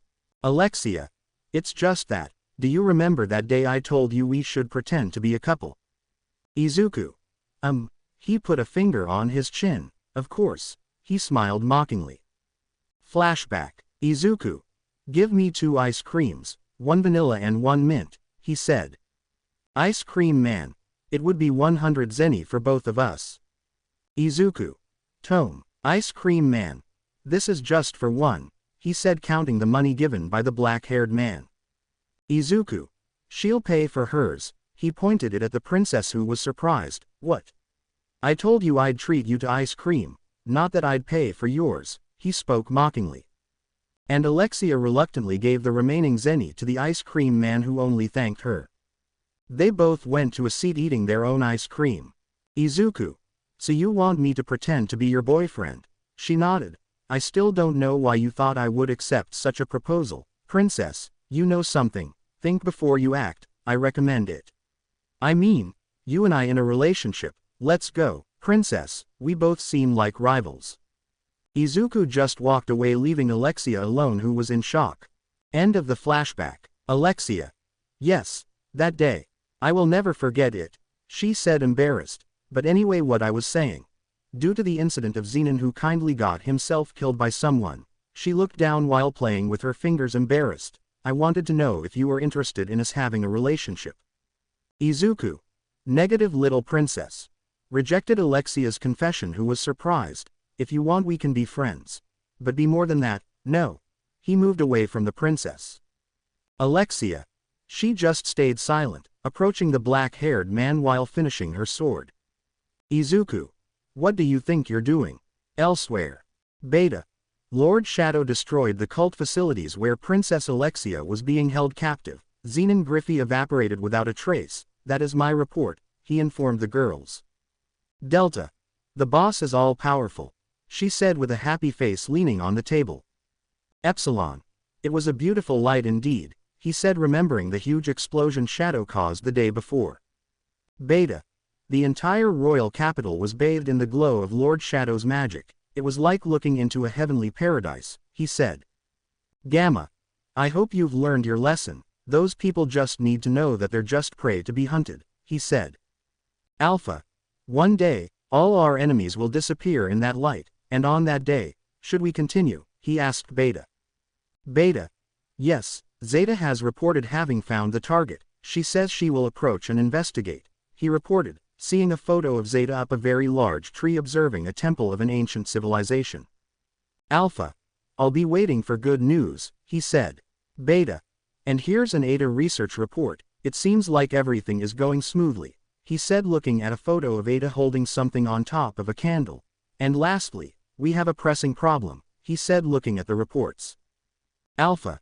This, he said, holding up something that looked like a leaflet covered in blood. It said, Shadow Garden will deliver the judgment of death. Epsilon. You are foolish to call yourselves by our names, although you seem to be hiding your tracks very well, she said somewhat angrily. Gamma. They can't escape our all-seeking eye, she said angrily. It's not possible, she said, then saw the city and the enormous crater made by Shadow from another perspective. Elsewhere, more specifically in a tent, we can see Princess Iris with two knights, one with blue hair and the other with brown hair. Iris. The Devil's Cult, and Shadow Garden. There may be some work to be done somewhere out and beyond our reach, she said to the two knights. However, she said, but would be interrupted by a knight. Knight 1. Do you suspect the Order of Knights? He asked, to excite the knight next to him. Iris. The most renowned sword instructor in our kingdom was a follower of the Diablo's cult, considering that, she said, and then looked at both knights. Knight 1. So, are we still going with the plan? He asked. Iris. I'm going to put together a new investigation team, Glenn. I trust you two with all my heart. I'd like you to be a part of this, she said. Glenn. Yes, that would be your command. I would accept it, said the now named Glenn. Knight 2. It would be an honor, he exclaimed happily. Iris. Thank you, she thanked him. At this moment, this is our only lead, she said, opening the briefcase that was on her desk. First, we'll need to find someone who can figure out its functions, he said. At the academy, we can see a pink-haired girl walking slowly to avoid falling while reading a book. Sherry. This was Ed, and yes, if you wish to do together, great. Val. You. But being so immersed in the book, she accidentally bumped into Izuku, who was walking seriously with his eyes closed. Well, he was almost bled dry by the princess. It's nighttime in the city. After the recent events of the monster that appeared in the capital, people can walk around peacefully, without worrying about anything. Carriages pass by, but let's focus on a dark alley. A frightened man seems to be pushed into a dead end. In front of him, a sword glimmers in the moonlight, and a figure covered in a black hood holds the sword. The only thing visible is an eye glowing a deep red. We are Shadow Garden, says the figure without emotion. Person M, please don't kill me. I have a family, the man exclaimed, begging for his life. We are Shadow Garden, the figure repeats, sweeping its sword upward in an arc and bringing it to a straight point before bringing it down, causing everything to go black. The sound of slicing flesh can be heard. We are Shadow Garden, as all the figure keeps saying, repeating the phrase once more. At the academy dining room, we can see Izuku with his two friends eating until one of them speaks. Hiro. So, how did things go with Princess Alexia? He asks. Izuku. I already told you, I didn't accept her feelings, he says, sipping his soup. I only see her as a rival, he said, confused. I don't know, but being in a relationship with her doesn't. Jaga. I don't believe you, he said. Maybe they've even kissed, making a kiss shape with his lips. Izuku. Then don't believe me. I never like being in a relationship with conceited people, he said, taking another sip. Hiro. Well, I didn't expect that, he says, surprised. So changing the subject, I would like to go to a place to do business and have them help Jaga and me, he says, making Jaga get up from his seat. Jaga. A place of business? She asks, interrupting him with a small blush. Hiro. Not that kind of place.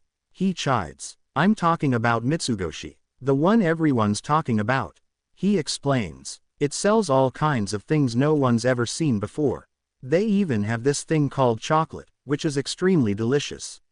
He says as Izuku continues eating and drinking his soup. Izuku. Mitsugoshi, he whispered, isn't that the place Gamma built? Also chocolate. I hope there's coffee, he said nostalgically. Jaga. Oh, I see. You're saying we should use that to the girls, he says. Hiro. Izuku, Lo Miro. Jaga. Come on, Izuku, I also looked at him. Hiro. Let's go, I plead. Jaga. Please, Izuku, let's go to that place, they say, begging Izuku to accept. Izuku. Og. Resigned. Okay, let's go, he says, since if he said no, they would beg him all day until he accepted, making his friends happy. Hiro. Jaga. Yes, they say excitedly. Izuku. I actually wanted to go alone to visit Gamma, but I don't know if it's going to be possible. Although knowing her, she always has a plan. Well, now what? I want hot chocolate. And a little, I'm saying a little, a lifetime supply of my delicious coffee, he thought. Hiro. Jaga. We knew you wouldn't let us down, they both say excitedly. Elsewhere in the academy, we can see Princess Iris, Princess Alexia, 2 knights, and 2 people you don't know, one a girl who appeared to be a student at the academy with peculiar bubblegum pink hair, and the other an older man with glasses, in a meeting room. Iris begins to speak. Iris. First, take a look at this, she says, putting a box on the table and opening it, revealing a strange artifact. Is that an artifact? The pink-haired girl asks. And it looks like it's in usable condition, she says. Iris. After the incident the other day, we confiscated it from a facility belonging to an organization calling itself the Cult of Devils, she says. But, we don't know anything about it, and so, Sherry Barnett, we'd like to ask you, the most brilliant mind in the kingdom, to please decipher this artifact, she says, surprising the girl known as Sherry Barnett. Sherry. BBU, but I'm still just a student, she says, a little embarrassed and shy, but is interrupted by Iris. Iris. No researcher in this field is better than you, he praised her. Alexia. Rumors have spread to the neighboring schools.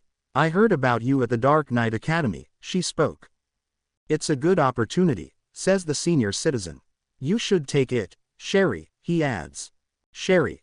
Father, she said, confused, looking at his face. Ruslan. One of these days, you'll be traveling the world with your research, he says.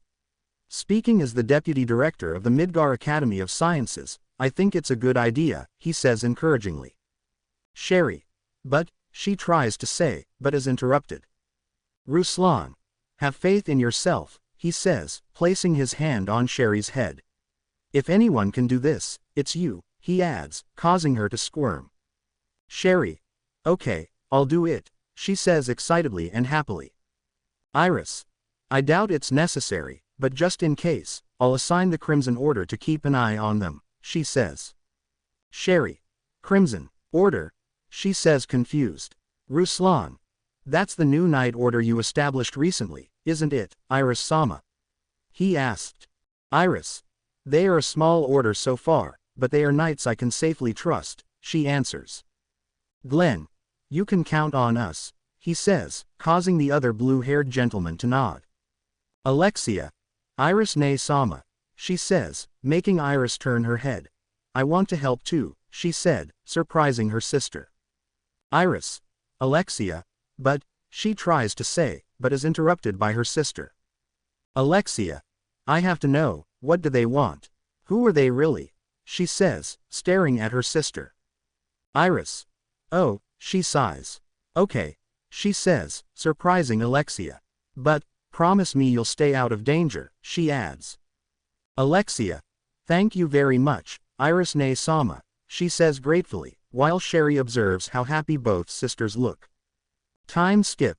Sunset location. Mitsugoshi Shopping Center. We can see a large building, with many people around it, and girls holding signs. Jaga. Wow, these crowds, he said. Employee 1. The current wait time to get in is 80 minutes, she said, walking around with a sign. Izuku. She said it's 80 minutes, she must be one of the girls who was included in Shadow Garden, it must have been because of Gamma, he said, repeating what the girl said. Jaga. So what do we do? He asked his friend. I think we can head back to the dorms before curfew, but there are rumors of a killer lurking after dark, he said. Izuku. Murderer? He asked. Hiro. That's stupid. Jaga, you are stupid. He said. We have 3 dark knights on our team, he said. Jaga. Be good point, he said. Izuku. So what's that about a murderer? He said, but still being ignored. Elegant architecture that is modern somehow reminds me of my past life. He thought, seeing beautiful dresses, everyone in the row is in the upper class. He thought, seeing many people, I couldn't feel more out of place if I tried, and waiting is already boring me. But suddenly footsteps would be heard. Employee 1. Hello, sir, excuse my audacity, but may I have a moment of your time? She asked, causing the 3 friends to turn to see who was speaking. She hoped you were interested in participating in a survey, she said, causing them to be surprised, although Izuku was only a little. Izuku. Me, he asked. Employee. Yes, we would really appreciate your feedback, she said with a bow. Hiro. I'll do a survey, he exclaimed to the employee. Jaga. Me too, he said, pointing at himself. The employee stood up straight, making them both a little scared by the smile she gave them. Employee. Excuse me, but we only need 1 guest. Thank you for wanting to collaborate, she said with her purple eyes. Izuku. Excuse me guys, we better do this. You go to the dorms, I'll bring you the chocolates tomorrow, he said, making them both nod. We can see what the center of the mall really looks like, with a large statue of 7 girls and a man raising a sword. Many people see many floors connected from top to bottom and from the sides, but now we can see the famous boxes containing chocolate, makeup of many colors, but we focus on our broccoli. Izuku. It's like a supermarket, looks like Totus, next to Saga Falabella. From my previous life, he thought. Chocolate, coffee, it's like my previous life, only a little bigger and more organized. Not to say that the mall is very messy, it just surprises me. I was used to seeing fruits and or vegetables on one side, but well, the only thing I asked was what's the deal here. Although coming from Gamma, I think it's the best since she's very good with the leadership thing along with Alpha, he thought as he followed the employee to a staircase. When they arrived, they began to climb steps. Izuku. Hey, is she around here? He asked, only to be ignored. But after a while of climbing the stairs, they could see a large, dark wooden gate in front of them. When they arrived, both doors were opened by 2 other employees who were on the other side of the door, only to show a large mansion. And when they opened the doors, Izuku could see 12 employees bowing a little, a throne and a girl with very long hair next to him. All of this he saw while he was walking on a red carpet. Gamma. We have been waiting for your arrival to our establishment for a long time, she said, looking at him. Izuku. Hello Gamma, I was already suspecting that this was your store, he said with a smile. Gamma. Of course Izuku-sama, she said, bowing. I took charge of recreating, in the smallest way I could, using part of the wisdom you have given us, she said, standing up straight. Izuku. Of course I could already notice it, he said. Now that she mentions it, I already remembered how they did this. I always told them random things from my old life. You always told her it was called the wisdom of the shadows, he said. Flashback. We can see a little Izuku in a chef's outfit. Izuku. Do you want power? He said while holding a peeled potato in his hand to a small Gamma who was writing in a notebook. End of flashback. They were always little things, but I think those little things made it into something big. I still can't believe that those elves I saved from that cult have become adults in a few years, although for their race it must be easy, they live for centuries. Well, I'm still wondering who is the brains of the group, the one who makes the plans. Is it her or Alpha? What is their difference in IQ? Gamma. It's so good to see you again, Izuku-sama, he said, looking at Izuku. Izuku. But Gamma here is smart. I would even say she is the smartest of the group, but there is something that affects her a lot, that is, he thought, watching as Gamma goes down the stairs, but made a wrong step. That Ko. Izuku. Gamma got excited trying to help him. He had to jump, and when he grabbed her, Gamma put on a little smile, which Izuku didn't notice. But then he felt something on his lips. It was Gamma who kissed him unexpectedly. Izuku. I'm already getting used to this, he thought, kissing her passionately. Gamma. I stole another kiss from you, she said, separating from Izuku. Izuku. You're taking advantage of my nobility, Gamma, he said, making Gamma laugh, and she extended her hand so Izuku could get up. Well, at least you're okay. I already told you that you have to watch where you're going. he said, making Gamma sad. But just like that. As long as you're okay, I'm happy, he said, making Gamma blush a little. Gamma. Thank you, Izuku-sama, but well, sit down, he said so that Izuku would listen and go up those stairs to the throne. Izuku saw the entire room from there. He saw how his henchman and girlfriend knelt before him as a sign of loyalty. Izuku. Yes, this feeling is very good, it's like being a king. I truly became an eminence of the shadows, he thought, looking at the whole room. The only thing I want to know is how Gamma managed to do this, but knowing this mall I can already imagine, he thought. Well, all effort deserves its reward, and its reward will be Koji. Take 2. Well, every effort has its reward, she thought happily, to put her hand in front of her and make magic appear. Her reward, she said, throwing the magic towards the ceiling, and that it is distributed everywhere, making everyone happy. Then looking at Gamma, although knowing her, she herself will collect it later, she thought, seeing Gamma looking at that magic light of white and purple tones. Pav Gamma, this reminds me, how that time that beautiful light of life was the one that saved me from pain and despair. That same light filled me with life and hope. He was the one who helped me along with Alpha and Beta. With them and Izuku-sama we were collecting one by one each member of Shadow Garden. I remember how Izuku-sama helped us in difficult times, or how he rewarded us with food, but each one he liked the same thing was a kiss from him, or stolen by our own lips. Even so, I feel that I am not worthy of this honor. The only thing we hope is that he does not involve more girls. I remember that day as it was yesterday. Flashback. We can see how the girls are in a room, arguing. Alpha. I arrived first, so I'll be with him, she shouted, blushing. Beta. Just because you're first doesn't give you the right to be with him out of obligation, she exclaimed angrily. Ada. He cares more about me, so I'm the one he loves, she said sleepily and a little blushing, and so on amidst much confusion. Those two always fought, although in the end we came to a conclusion, and that is to start Izuku-sama's harem. I wonder how he will react, but due to the years we were with him, he will be nervous and blushing. End of flashback. Fin del Pav. Izuku. Well, seeing everything you did, I guess there are a lot of profits, right? He said. Gamma.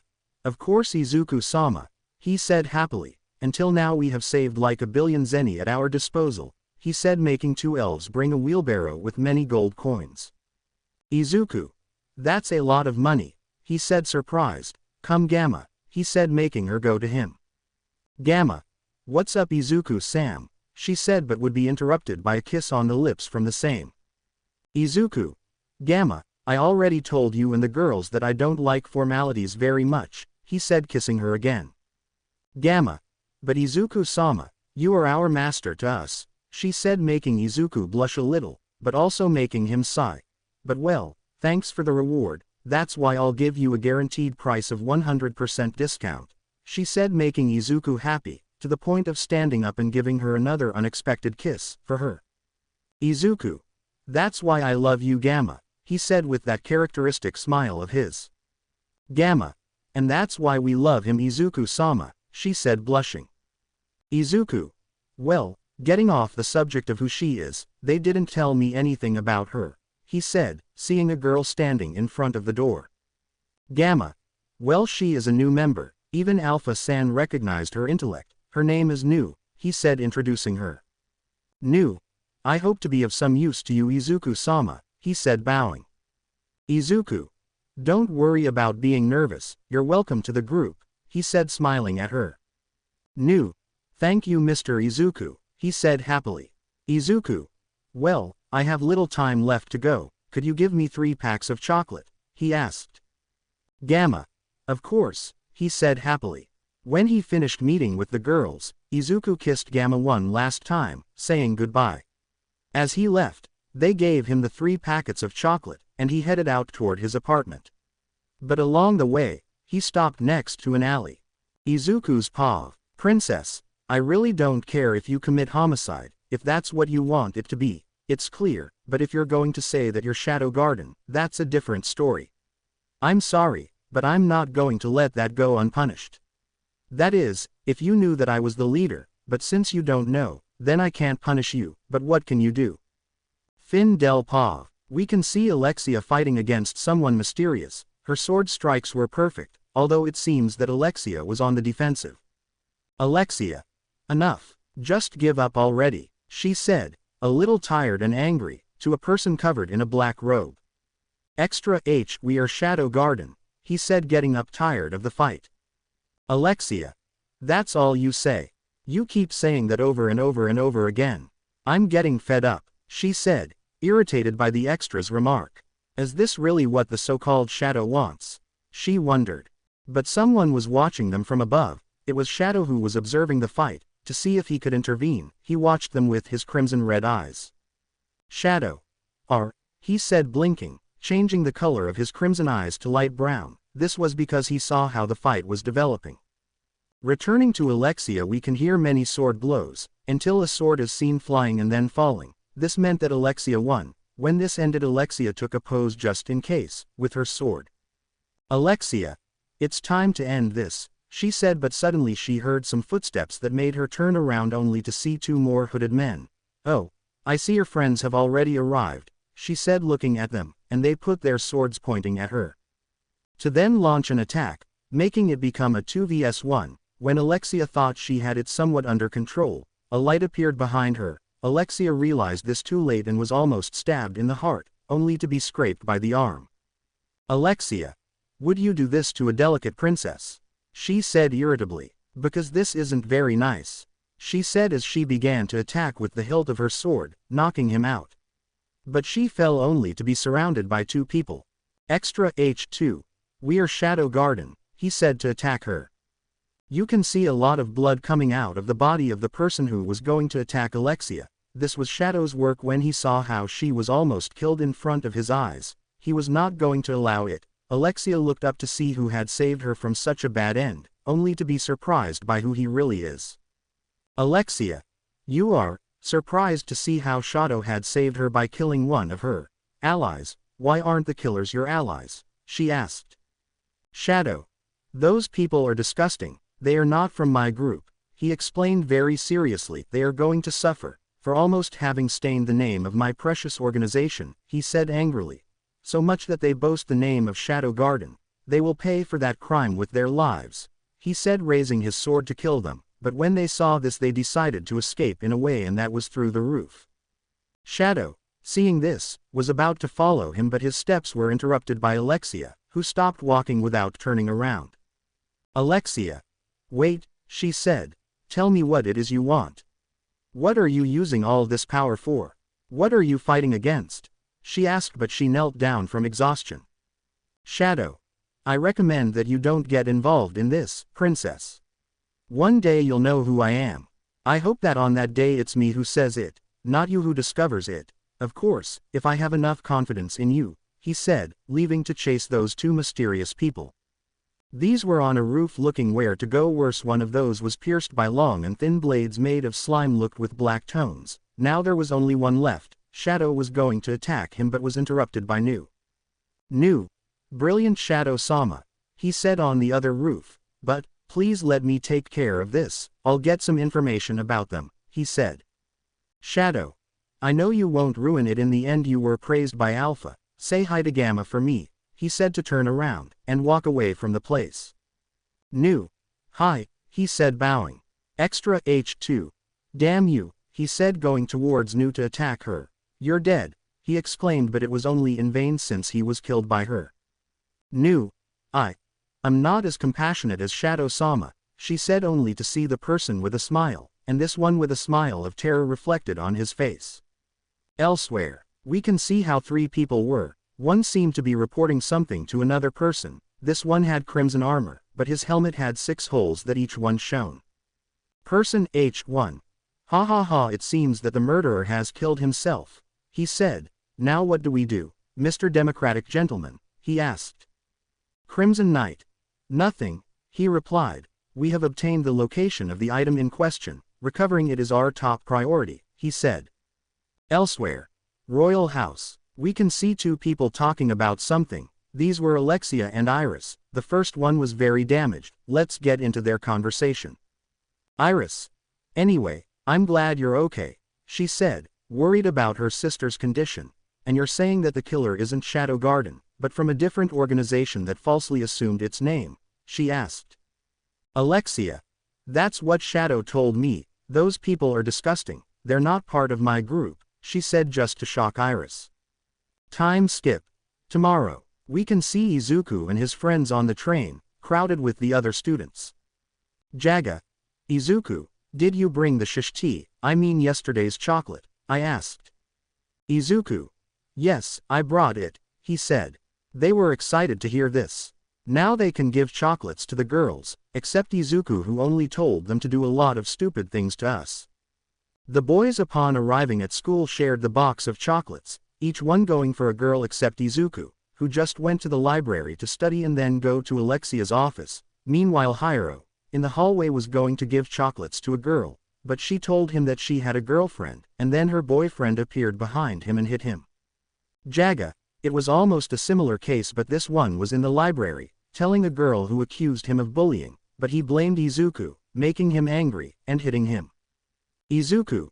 Jaga, why do you blame me unfairly? While cracking his knuckles, I apologize for the behavior of this idiot, hitting him on the head. Jaga. It, rubbing his head and then apologizing to the girl. Girl. No worry, said the girl, embarrassed when she saw Izuku. Izuku. Shit, he whispered. Izuku. I still have some chocolates left. I'll give them to a random girl in terms of friends, at night I'll make chocolate for my girls, he whispered. Walking along until I dropped that box of chocolates on the table of a pink-haired girl. Izuku. This Sherry, called the girl. Sherry. Yeah, oh hi Izuku. Izuku. Yes, hello too, I would like to apologize for the crash yesterday, so here, he apologized. Sherry. Oh, you didn't have to, but thanks, with a smile. Izuku.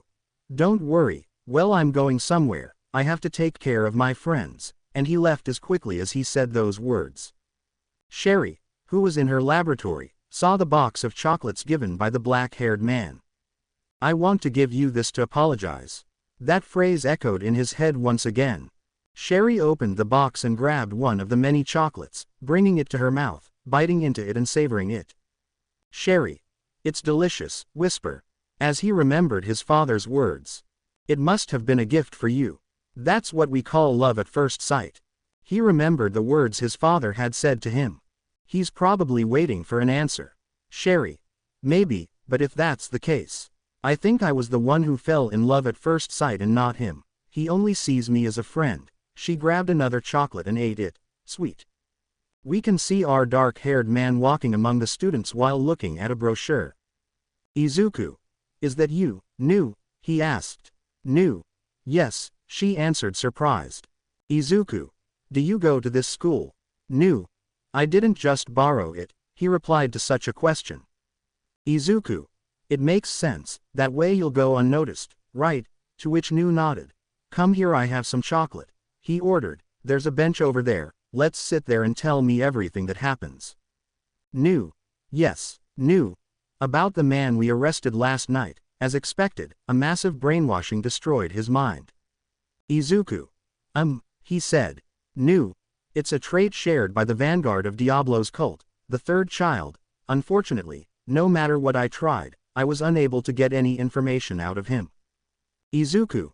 New. Don't worry, just have a chocolate instead. He opened a box of these sweets and gave one to the girl. New. Thank you, grabbed and ate one, very tasty. Izuku. Riko isn't like that. New. Izuku-sama. The black-haired boy looked at her.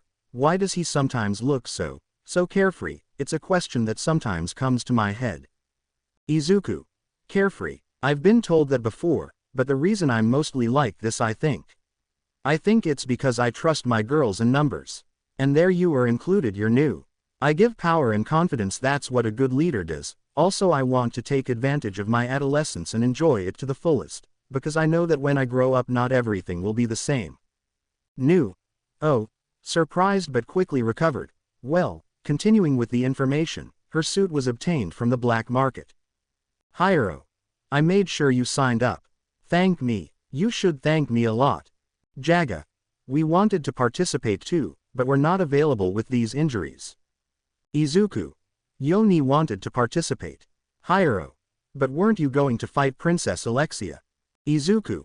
He said he was injured and that he wouldn't participate. He proposed it for another day. He said normally, here I don't want to. Hiro. Why not? Izuku looked at him with a face of, are you really asking me that? Tisk at least with that you can get us 2 or 3 girls for. He was punched in the stomach. Jaga. If you catch too many you can give us some for us. He was also punched in the stomach. Hiro. For some reason my stomach hurts. Izuku mockingly shook his hands and then grabbed the brochure that Hiro was holding. Izuku. Sai you joined me Hiro, but never the girls thing, besides killing me. They'll forbid me from coming to school and I don't want that. If that happens Clare will kill me, so I have to lose against someone, he thought. New. They take in orphans with magical abilities and children from poor families, he reported, and administer drugs and brainwashing to create the children of the devil cult. The cult has been doing this for many years. I suspect the goal of using the Shadow Garden name to force us out of hiding. Izuku. I didn't need this, he said while eating a chocolate. I won't do it. New. Understood. However, I believe I should also inform you that we have detected the presence of a named first child in the royal capital. It's called Rex, the game of betrayal. Izuku. Named, confused. New. Yes, a first child. One who has maintained his sense of self despite being one of the many children, and if they deployed one of the name to the royal capital, it's clear he has a purpose in mind. Izuku. Of course, considering the main objective. I may not be the one who sets the stage, but there are ways to deal with it. New. Izuku-sama, he asked. Izuku. This is the perfect opportunity, however, we'll have to think about this plan a little more. He got up eating 2 chocolates, and leaving the rest to New. See you New, say hi to me. New. He, in any circumstance leads us to the best solution. No, he has the answer from the beginning. This is the wisdom of the shadows. He stood up and saw the couples talking together. I bet he would normally have sat with me at one of those tables, but he doesn't want to attract attention, although school life is also the life I should be living. ... New was with a happy blue-haired boy at a party. He was dancing until his hand became that of a possessed man. Something that scared her. ... The brown-haired girl stared at her hand. New. But, I prefer this new life, than living one without knowing the truth, thank you. Izuku-sama. Clenching his fist. The next day, the academy stadium was packed with spectators watching expectantly the end of a battle. Referee. Winner. Clare Kagano. The entire audience gave a standing ovation of emotion. I knew Clare would do it. I see why Princess Iris has her eye on him. How well will he fare against the student council president, Rosé? If Princess Alexia weren't hurt. NPC. Good, good. If you don't have the courage to take a chance here, then what good are you as a man? In the 6 so far, we've had favorites, long shots, and anything goes battles that have inspired both joy and tears. Jaga. Aren't you going to make a bet, Hiro? He asked dejectedly. Hiro. I bet everything on the winner of the first match. Jaga. It was a very big disappointment, wasn't it? Hiro. I'll eat nothing but breadcrumbs until the end of the month, then I'll ask Izuku for help, he said with a little hope. Jaga. Go for potatoes, they're very versatile. NPC. Alright, our next match is one you'll really want to watch. It's the match played by our unstoppable student council president, Rose Oriana. And she'll be facing off against the newly enrolled Izuku Kagano, who showed his power and bravery by wanting to face off against our beloved Princess Alexia. Jaga. Now that I think about it, how will Sid-kun fare? Hiro. What, is he fighting? He asked. Jaga. That's very cruel Hiro. ... President Rose. You can do it. Who will be the winner of this fight? Both are very powerful, and each one has their own style. Izuku. President Rose, Princess of the Kingdom of Oria, Kingdom of Art and Culture, and being the princess of those lands, is also a great swordswoman, and one of the best in the academy, you know Rose-senpai. We have to be thankful for this luck. You are someone incomparable in talent. For a normal person, your popularity is also high. Mine is still low, for being a first year. However, if I wanted to win, from the beginning, she would already be begging at my feet. But that would also happen if my sanity is lost or she goes on sabbatical. Referee. The duel between Rose Oriana and Izuku Kagenu is about to begin. Ready. Begin. Lowering his hand, the duel began. At high speed, both now rivals began the duel with an exchange of swords. Izuku. Honestly, you're a good swordswoman. Clang. Rose Senpai. Praised the princess. Rose. Thanks. Izuku. Right. The black-haired man just nodded, attacking but being blocked, if I remember correctly. Clang. I heard rumors about you. He had a fit. Izuku. Oh, and what kind of rumors did you hear? He asked, blocking the attack. Rose. About you rejecting Princess Alexia and challenging her to a duel, she said. Izuku. Well, they are true, although the last one was Alexia who challenged me, with a smile. Stands. Are they talking? It seems so. But what are they talking about? That's the real question. Many questions were asked by the students as they watched the duel between the senpai and Kohai. Duel. Rose. What a surprise, with a smile. Izuku. Are you having fun, Rose Senpai? With a smile he asked the princess. Rose. Sure. Clang. I'm having fun, Izuku. Izuku. You know what? Rose got confused, while attacking and blocking. I don't want to beat you. Rose got more confused. Look. Alexia had challenged me. Clang. But now she's disabled, so to speak. Rose. And. Clang. What is the reason? Clang. To lose then, Izuku? He asked. Clang. Izuku. Boredom. Rose was so shocked that she stepped back. Izuku. Rose Oriana. Happily. You better take me seriously. And I will too. His happiness and arrogance increased even more. Rose. I accept. Izuku Kagenou. I'll fight seriously as long as you do it. With great happiness she accepted the challenge. The audience was surprised and started to scream. Stands. What? It's like they were not fighting seriously. This was interesting. WHO of the two will win. Clare. Izuku. What are you doing? She thought, listening to what the black-haired man and the princess said. Duel. Both opponents walked back to where they started. Izuku. This starts in 5. Rose. 4, 3, 2, 1. Izuku. Thank you. With a smile he thanked. Rose. You're welcome, she replied. Amsbo started sending and blocking attacks against each other. Let's go. Show what you're made of. Time skip. Both fighters were very tired. Rose. Izuku said he wanted to lose, so better I'm going to end this fight. She surrounded herself with a yellow aura, taking a fighting stance. Izuku. Give me everything. He said, we'll finally finish, he thought hopefully. The crowd was beyond excited. The fight was very close, both were tired but could only see one winner in this fight. Rose, who had gathered magical energy, went at high speed to Izuku, who blocked her but left the frame, still conscious. Referee. Izuku Kagenu left the field, so Rose Oriana wins, said the referee. Rose. You put up a great fight. The princess spoke, looking at Izuku, who was lifted up.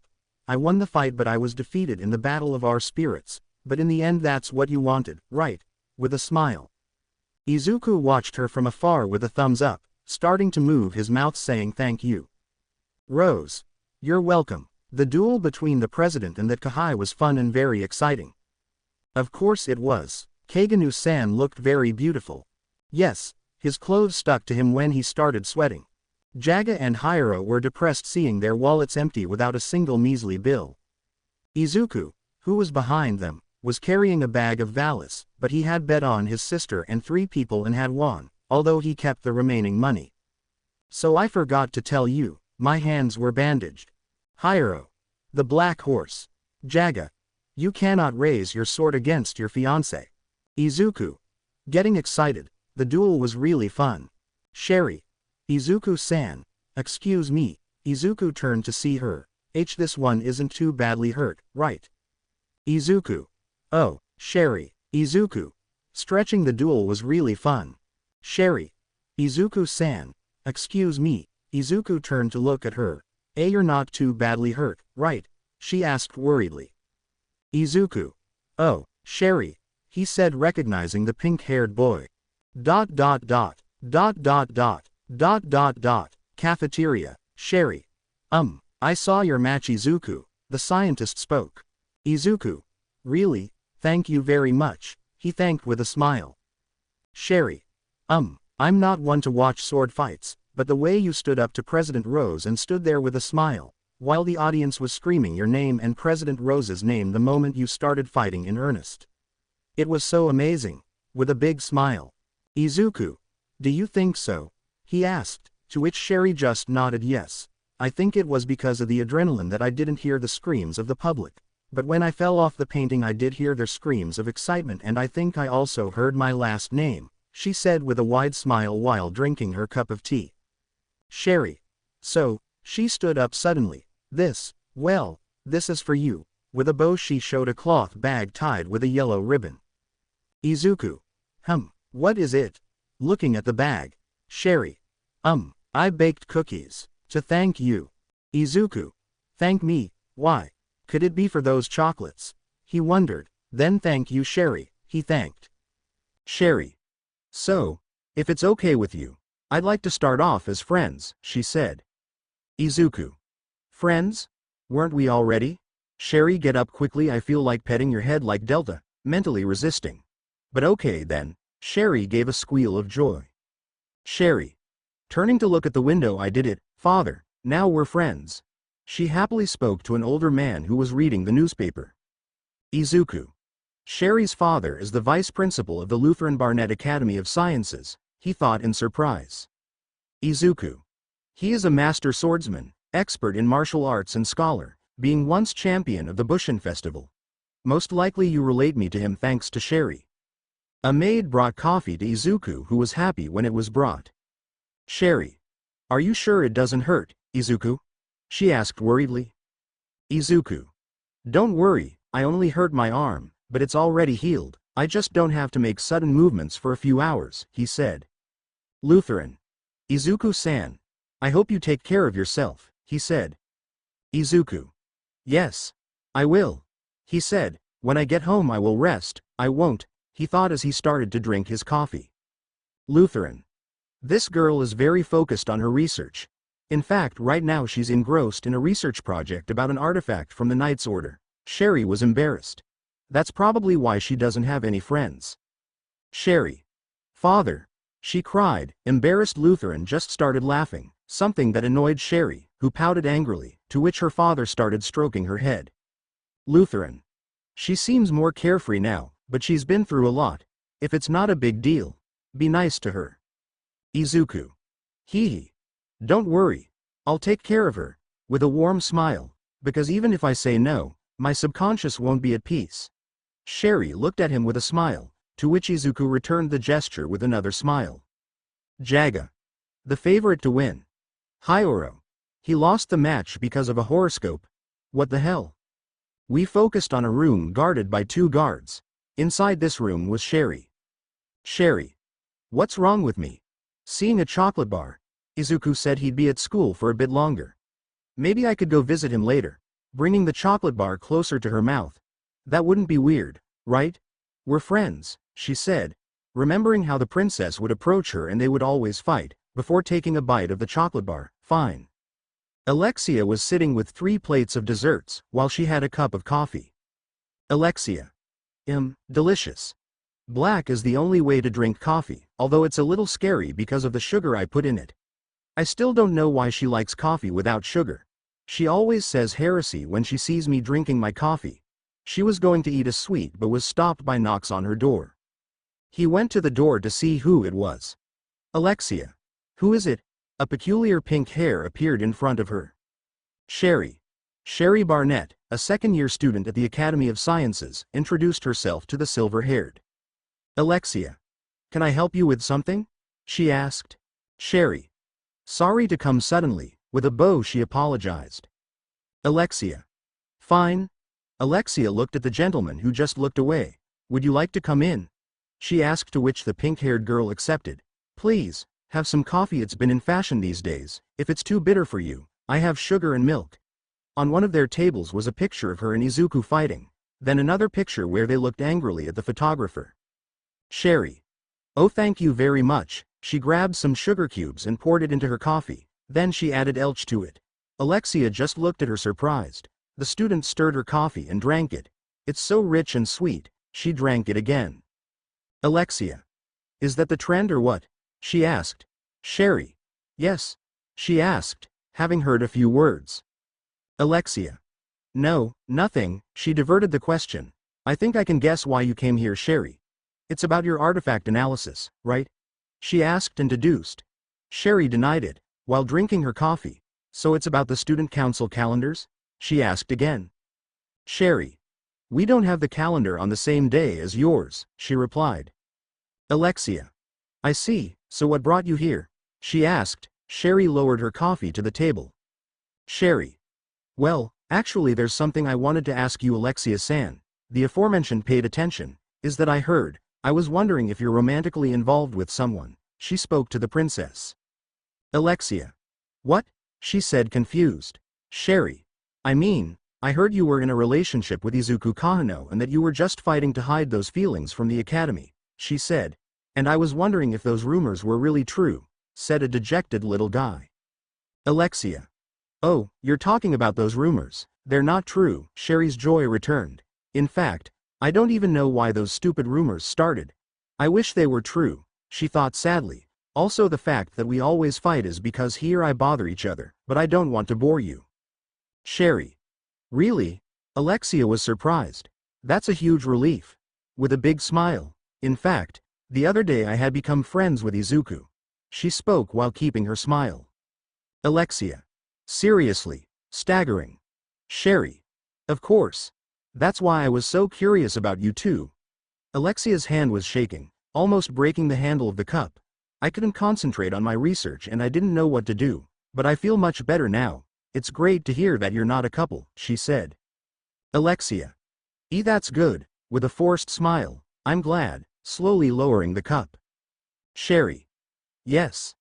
Thank you very much for your time, bowing, and thank you for the coffee. She left happily. The blue-haired man who was outside the door was tasting food brought by a maid. Marco. Thank you, but he was surprised by the sound of breaking noise maid and blue-haired boy saw inside the office. Izuku. Like every lazy person, I wanted to use my injuries as excuses, but it was impossible. My sister went to my apartment and forcibly took me out, so I went to school and after 5 days they still look at me with admiration after almost defeating Rose, although that wasn't my main objective, he thought. Hyoro. Shaking his shirt for warmth. Is something happening right now? He asked. Jaga. They're going to explain how the student election works, he responded to the question. Hyoro. Choice? Will those be the children of higher-ranking families or the most popular ones like Izuku? He just got annoyed. Plus the third years aren't here this week, so what's the point? He asked. Jaga. So the third years aren't here for that extracurricular program. Izuku bent down a little and ate some of his hidden bread. Hyoro. Lucky me. If I could get off campus, I might meet someone. Jaga. That would be nice. A mature older woman, she spoke, with an adult charm none of these kids could possibly possess. The living room door was suddenly opened. Rose. Excuse me, everyone. Opening the door with a smile. We'd like to thank you all for taking the time with us today. The girl who was with her closed the door. We're here to explain the election to fill the student council vacancy. She looked at the brunette and took a step forward. Girl 3. Let me give you a rundown of the upcoming midterms. Rose looked at Izuku who greeted her and Rose just smiled at him. Our former secretary has ended her engagement and will be leaving us before the end, she started speaking. Below the school stood a large knight wearing black armor, along with a few hooded figures, some of whom were giving off light. Knight. Let's begin. He spoke, taking out of his cloak an eye-like artifact, which rose and began to accumulate magical energy, taking a while, then expelling said magical energy and making a dome that surrounded the entire school. Izuku realized that something strange had happened. ... Alexia was getting out of the carriage. Alexia. The road to freedom is going to be long. looking at her arm, but was surprised to see how the doors of the academy were closed. It's closed. Why are the doors closed? Approaching. There are still classes, right? She approached one of the windows near the entrance. But when he arrived he saw a corpse. It looked like he had just been killed. Alexia. What is that? ... Girl. So, this. Izuku, who was playing with his slime, saw how it was decomposing.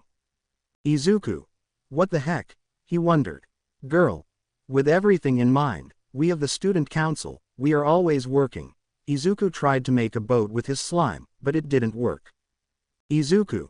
My magic doesn't work. Girl. To improve the lives of students, we would like to ask all of you to help us achieve this goal. Izuku. No one else has noticed. Girl. We won't be asking for nominations from candidates. As I explained, the pattern will continue. Izuku with his perfect sense of hearing heard footsteps approaching. Izuku. Here they come. He shouted internally out loud since some guys entered the classroom. Everyone was surprised by the sudden event. NPC. Nobody move. Drawing his sword. We are Shadow Garden. Destroyed the swords. And we will take over this academy. Do not stand up and stay in your seats, hands where I can see them. Rose. It seems they don't know the place they've invaded. Taking over a Dark Knight school, that's not the act of a sane person. NPC. Drop your weapons, he ordered. Rose. I refuse, she refused. NPC. Then he'll be the perfect subject. She turned on her magic, just like Rose, but surprisingly the blonde couldn't, something that surprised her. Girl. President. Surprised. Rose. My magic. Surprised and confused. NPC. He started mocking. So you realized, but it's too late. He broke Rose's sword. Without magic you can't stop the sword of a Dark Knight. Didn't they teach you that? He asked mockingly. At great speed he approached the blonde. Izuku. Stop you piece of shit. She shouted angrily with a sword in her hand, blocking the hooded man's attack. Everyone was surprised, and when he got a sword that fast, they were all destroyed.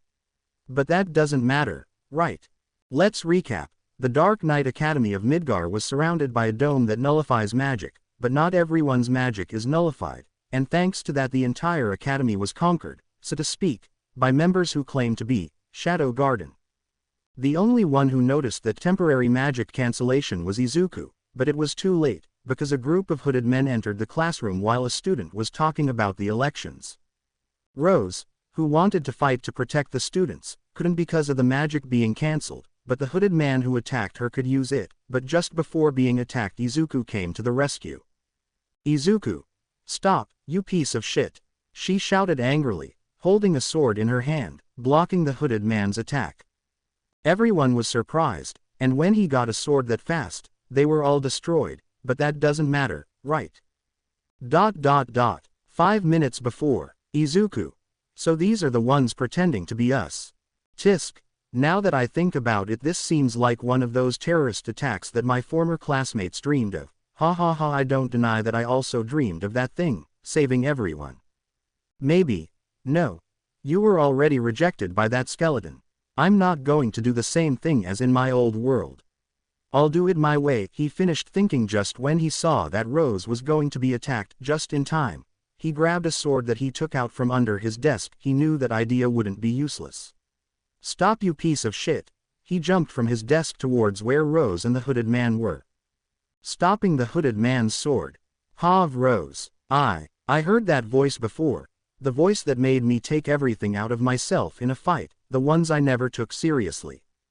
That voice is the voice of the man who always kept his defiant smile. Hiro, Jaga. Izuku. They both shouted, worried about their suicidal friend. Hooded man. So there's a brave man who came to challenge me even without magic. Ha ha ha, you please me boy. I dodge an attack. Izuku. Less talking, more fighting, he said with a smile. Hooded man. You're fast, it shows. Praise for Izuku. Izuku. They tell me that a lot. I dodge an attack.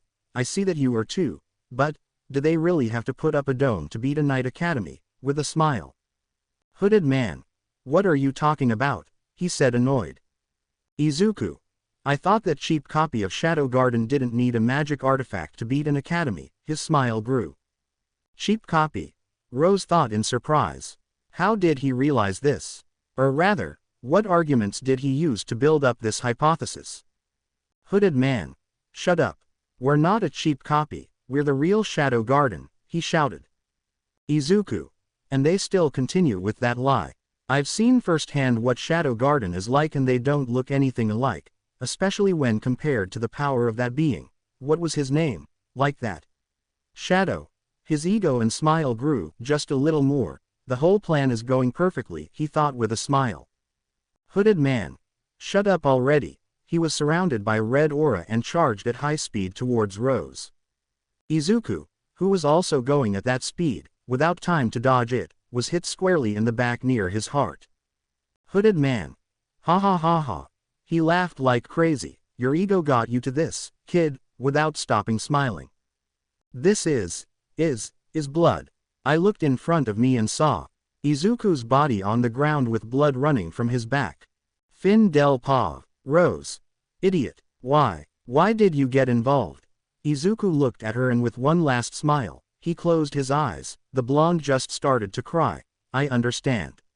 Izuku, you care about me. You love me enough to give your life for me. A sword landed on her face. Hooded man. Let's go to the auditorium, he ordered. If you don't want to end up like him, better listen to us. Rose made an annoyed face. Rose. Thank you for everything. Izuku Kaganu. All the students were taken to the auditorium. Who in the front was that knight in strange armor, and a boy had approached. After a few minutes of having removed all the students from the classroom, we focus on the floor of said living room where Izuku's body was lying. He raised his hand with difficulty, then hit his chest, making a slight sound and creating a wave. And so repeated over and over again, until he got up. Izuku. Coughing blood and then getting up. The plan went perfectly. I had to use magic to cut off the blood flow, in order to maintain regular blood flow to my brain, even when my heartbeat stopped. High-risk movement. But it's something I have to do. Of course my magic is still obstructed, but it seems like it's okay if I turn it into narrow threads. He closed his wound. They set up this whole magic blocking scenario. It would be downright rude to ignore her. Now, he grabbed his school jacket. Walking. Put it on. Laboratory. Sherry was observing the artifact, while making notes about what she saw. Clang. Sherry. I see, she said while looking through a microscope. It's arranged in this sequence. Clang. Clang. The lab window was torn to pieces by a man. Sherry looked surprised and confused at the man who was smiling. Rex. We're Shadow Garden. Wait a minute, maybe it was Shadow Guardian, he questioned. Well that. I don't care, I'm Rex, the first game of betrayal. Rex, he pointed at himself with great ego. And my duty is to recover that hanging artifact. When I'm done my boss says he can do all the damage he wants. Sherry got scared. I can read you like an open book. That helps. It's been a pleasure, miss, he said taking out his two swords. Clang. Glenn. That's not going to happen. Blocking the attack. Rex. Not bad at all. For someone who can't use magic, it's not bad. Glenn. Magic isn't everything. When your opponent is weak it's pretty easy to stop their attacks. Rex. When your opponent is weak, he said mockingly, do you really think you're stronger than me? Glenn. That's right, he said. Rex. Then you would do me the honor of knowing the name of this dead person, with a laugh. Glenn. I'm Glenn, the Lion's Mane, Vice Commander of the Crimson Order. Marco. He called the blue-haired man. Marco. Of course, Sherry-san. It's your chance. Run away, he said while stopping the attack of one of the hooded men.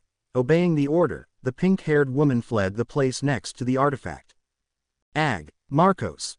Vice Commander, he shouted in horror. Seeing Glenn die at the hands of Rex who was just laughing like crazy, Sherry just started running without looking back. Rooftop. The black-haired boy was observing the whole scene that was happening at school. The wind was strong, that was the only thing he could say. Izuku's pav. So, they've cornered all the students and taken them hostage in the auditorium. Security is completely out, and the Night Order has come running to give support. but with their magic block they hesitate to charge. It's pretty cliché, not bad at all. We also have those hooded figures with weapons, whether swords or magic weapons, running around the school to make sure no students are hiding, something so beautiful to behold. And then there's me, a reincarnated person meaningfully watching the proceedings from the ceiling. Great. Just another thing to tick off that bucket list. However, there's one thing I absolutely cannot forgive. I don't like the use of the Shadow Garden name, that's one thing, but if they at least want to copy us, then let's make some sense of the aesthetic. Who the hell wears black in broad daylight? It's a color law. Everyone should know that if an attack takes place during the day, the uniform used is white. My girls know this. All they look like is a bunch of idiots who don't know how to dress for the attack. And to think that Ada, along with Gamma, decided to design their costume with those golden touches, and adding an element to each costume that represents. Now that I think about it, I have 7 girls, like the 7 deadly sins. Well, I'll leave that aside. Now, at least I can use some slime. I'd better take it slow, to have fun with these idiots who think they're Shadow Garden. Win. How fun this is. Listening to the screams of pain from those copies, I think I'll have more fun if I think it's Katsuki's bastard. Yes, much better. MHHMM. Who is that? That pink-haired girl. It seems they want me to capture her. Wait, it's Sherry. Poor thing. She's scared. He sees her hiding from the hooded man. Sherry, even if you think you're being cautious, I'm sure everyone can see you. A little help wouldn't hurt. He shoots the hooded man in the head. Mission complete. So, seems like the story is moving forward. The scenario is slowly approaching its climax and an Eminence among the shadows, will make a stylish and bloody appearance. I like it. With a sadistic smile, he jumped from the rooftop. Now I fall in style, from the top of this building, another thing on my bucket list.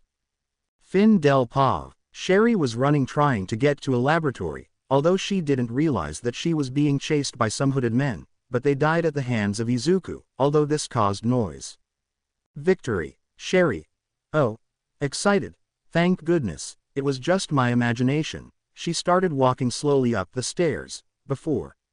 Not bad for a guy who can't use magic. They must be looking for that artifact.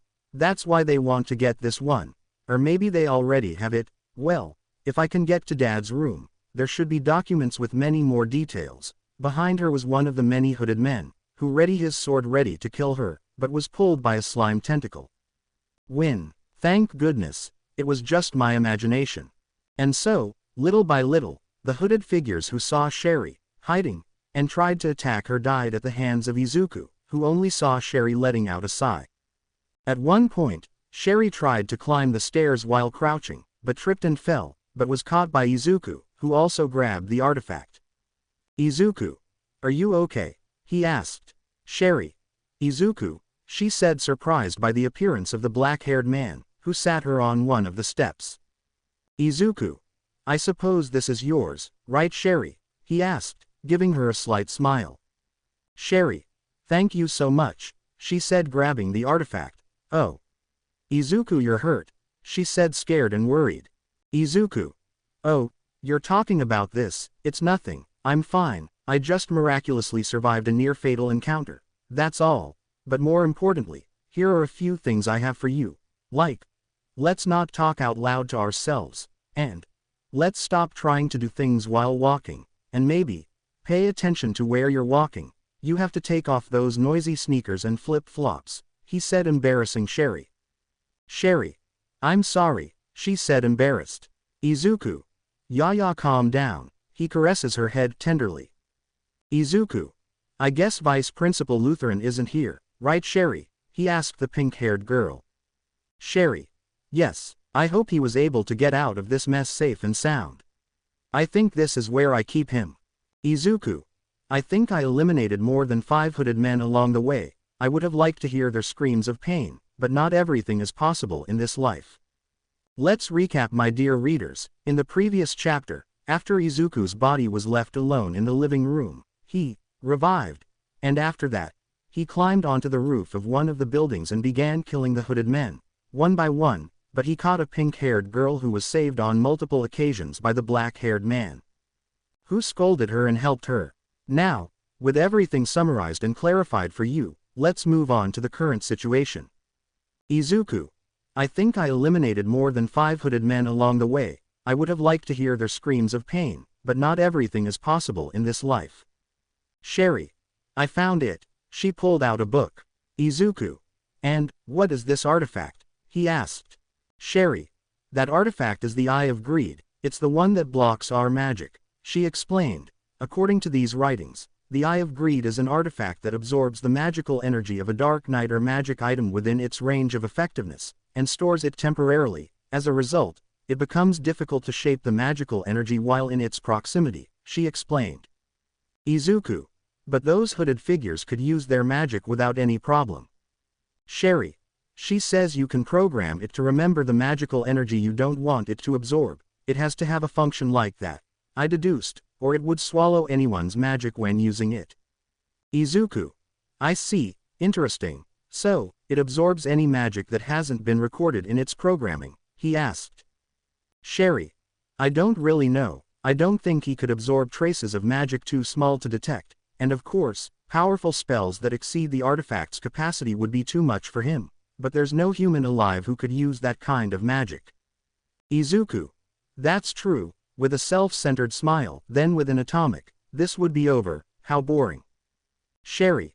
If that were all it was, it would be a difficult artifact to work with, but, once the Eye of Greed absorbs everything it can hold, it will apparently be released all at once. Izuku. For once. Sherry. Yeah, like a big explosion. Izuku, you told me that the students are being held in the auditorium, right? If they want to absorb enough magic, they would put the Eye of Avarice in a place where there was a lot of magic, in the auditorium where most of the Dark Knights of the Academy are, if the magic capacity of said artifact is exceeded, and it is released all at once. Izuku. A huge explosion. Sherry. Because of that high risk, my father decided not to publish those findings in the scientific and academic field, and handed the Eye of Greed over to the government for safekeeping. Izuku. So either there's another one like it or the first one was stolen. Is there any way to combat it, Sherry? He asked the pink-haired girl. Sherry. Yes, every artifact has a weakness, and this one's is this. She pulled out of her trench coat. Izuku.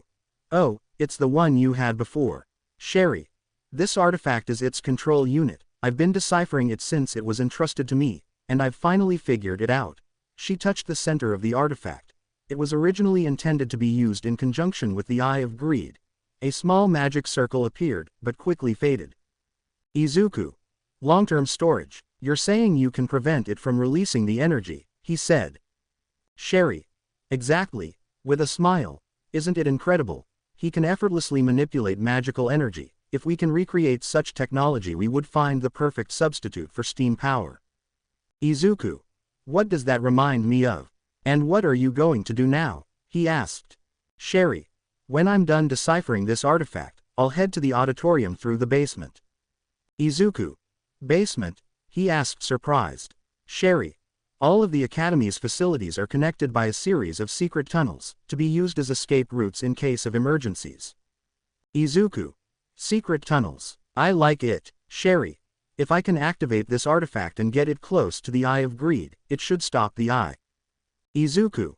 I remembered my obsession with analyzing each type's quirks, and now that I see it, the plan is more decent than I thought, although the only thing I care about is causing a little havoc as Shadow.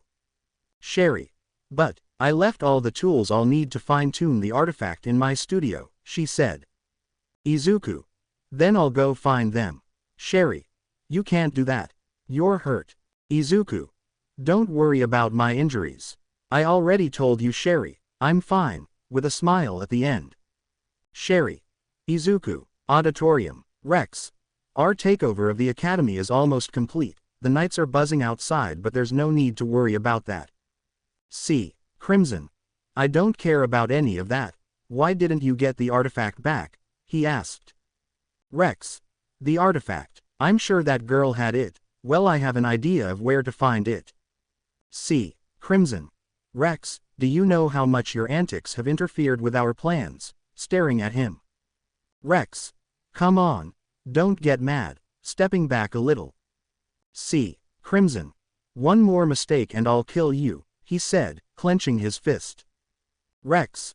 Okay, I get it, I'll go get it right away, or so it reminds me. Someone either defeated only the thirds, but also the seconds, he reported. There is a real fighter in this academy, do you think it could be them? See, Crimson. Shadow Garden. So they've finally shown themselves, he said. Rex. You better be careful too, he walked away. See, Crimson. Are you telling me to be careful? He pulled out the eye of greed. Finally, all my ambitions will be fulfilled. I will be reinstated in the rounds. He gave a light laugh at the end of his sentence. 4 hooded men, along with Red, were in the hallways looking for the artifact. But a sound from behind startled them, and 2 of them who were in the rear disappeared. And the other 2 hooded men also left Rex alone. Shiryu. Come on, Pipey. Rex. But, what? Were we attacked? A hand appeared in front of him, sending him back with great force. Damn brat, are you too fast to see yourself? Do you use a device to increase your speed? Taking out his swords, in that case, face my net. He put both swords together, creating a small dome around him. Do you understand what I did? That's right. I used a net. Izuku. Oh, don't tell me, he whispered in a mocking tone. Izuku. Oh, don't tell me, he whispered in a mocking tone. Rex. No matter how fast you are, the moment you get caught my net will let me know. Then tell me, how many times can you use said artifact before it runs out? He shouted. 2-3. I saw that your uniform is soaked in blood, so you are weak. Izuku. I don't need those traps to win this boring fight, he shouted, punching him hard in the face. Rex. Damn, accidentally opened a room, which was pushed.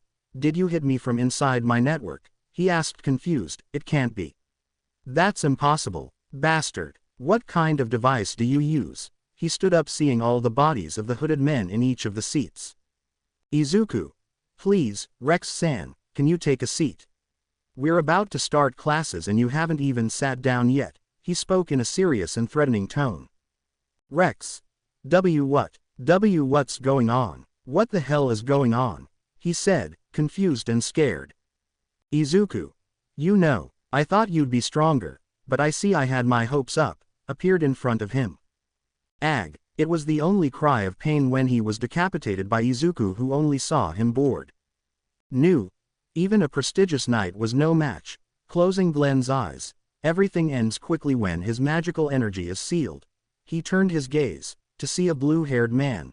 Marco Grenger. Now you are in the Crimson Order. He stood up, staring at him to make a small bladed weapon with his slime. Izuku. What are you doing, New? He asked, appearing out of nowhere, scaring New a little. I'm sorry if I scared you. New. Izuku-sama. She looked at him in surprise, then saw the blue-haired man. That man was my fiancé. Izuku. I thought numbers lost their memories. Maybe they keep them to themselves. Well, what will you do now? He asked. New. Personally, I have no reason to do anything to him. Izuku. Then it's okay not to do anything to him, he asked, while looking for something. New. I apologize for the delay, but I have a report. Izuku. Demello. New. Well, Shadow Garden has infiltrated the academy and is waiting for your orders. They will act as soon as you say so. Izuku. Those are my girls, with a smile. New. But, launching an attack when magic has been restricted carries great risks. Only the 7 shadows can fight at their standard levels, but the only one of them who is in the capital is Gamma-sama, and well. This type of mission, Izuku. It's not his strong suit, I know that very well in advance. New. Currently, she is the one who has taken over as leader. She predicts that the restrictions on magical powers will be lifted soon. There has also been no movement from the cult, now that they have sealed the magic of their opponents. They're taking advantage of their advantage to build defenses. As for knights, the only ones who would be useful in battle would be Princess Iris and the main reinforcement officers. It seems she has a difference of opinion on who will take command, due to a mishap, reported. Izuku. I see, so New, he called. New. Yes, Izuku-sama, he asked. Izuku. Could you help me look for a few things, he said with a smile. New. Yeah, Sure, with a smile. Izuku. Thanks Nu, you're very helpful. Nu. It was nothing, he replied, but can I ask why you need those materials, he asked. Izuku. To be able to adjust an artifact, he replied. Nu. Artifact, she said surprised, you know how to do that, surprised. Izuku. Yes, sort of. Our magic is being blocked by an artifact called the Eye of Greed and we are in the final stages of fine-tuning the artifact so you can neutralize it. Nu. A difficult task requires the greatest knowledge of the kingdom and you make it sound so easy. Izuku. I guess, we'll most likely have it finished by sunset, he was interrupted. Nu. Wait a minute, let's have it. That doesn't sound familiar to many people. You wouldn't be cheating on them, would you, Izuku-sama, she said angrily, approaching him. Izuku. Of course not. How would I be capable of that? If I do that I'll kill myself right away. I'm just helping out, not everything can be done alone, he said slowly moving away from Nu. So tell the Snumbers who are here to put on more comfortable clothes, like I said before we'll most likely finish at sunset. Nu. Of course, we'll be making preparations for that moment. Izuku. I'm looking forward to it, I trust you, he said with a smile. Nu. We won't let him down, she watched him walk away, then turned to look at the blue-haired man. You were forgiven another day. The Knights and Iris agreed. Gamma and the Numbers were up at the auditorium. He gave no messages with the light of a mirror. Rose was staring into space. The auditorium was filled with students being held hostage, and around them were some hooded figures. Izuku watched the whole scene from the lab window, while Sherry was watching the artifact. Drawing some lines around the artifact. Sherry. Father, please. They're just guns, said a gentleman. Maybe we should put soldiers in front, said another. You want to use them as a shield, shouted the first knight angrily. But without our magic, there's no way we could. I think it will be difficult to dispel it from the outside. All our specialists are trapped inside the academy, the man spoke to Princess Iris. We can't get through the forest. There's barbed wire all around it. I'm more worried about the tunnels, if they've managed to cut off access to the outside so far down. You think they have a spy in the school? You mean Zenan wasn't the only one? They said with a little intuition. At the top of the auditorium, the Numbers were being commanded by Gamma, who watched everything from the auditorium's skylight. Nu, who knew about this, only gave some signs with his mirror that reflected the light of the auditorium. Rose. They don't need to tie us up, she said, looking at the scene. Without our magic, there's nothing we can do, and even if we had our magic, she saw the knight leading those hooded men. Now let's look at the lab set up by Sherry and Izuku. The latter, seeing how the pink-haired girl gently touched the metal which creaked a slight sound and seconds later began to draw energy that was conducted by the rune painting drawn by Izuku with Sherry's guidance. The energy reached the artifact, which released a crimson glow in the shape of a cross, bringing happiness to the pink-haired girl. Sherry. We did it, she exclaimed happily. Izuku. Incredible, he said in amazement. Sherry. Yes, we did it, she said, delicately grabbing the artifact. Now I can control the Eye of Greed and prevent it from nullifying our magic. She explained with a smile. Izuku. So, what about those hidden tunnels? The green-haired man asked curiously. Sherry. Yes, according to what my father told me.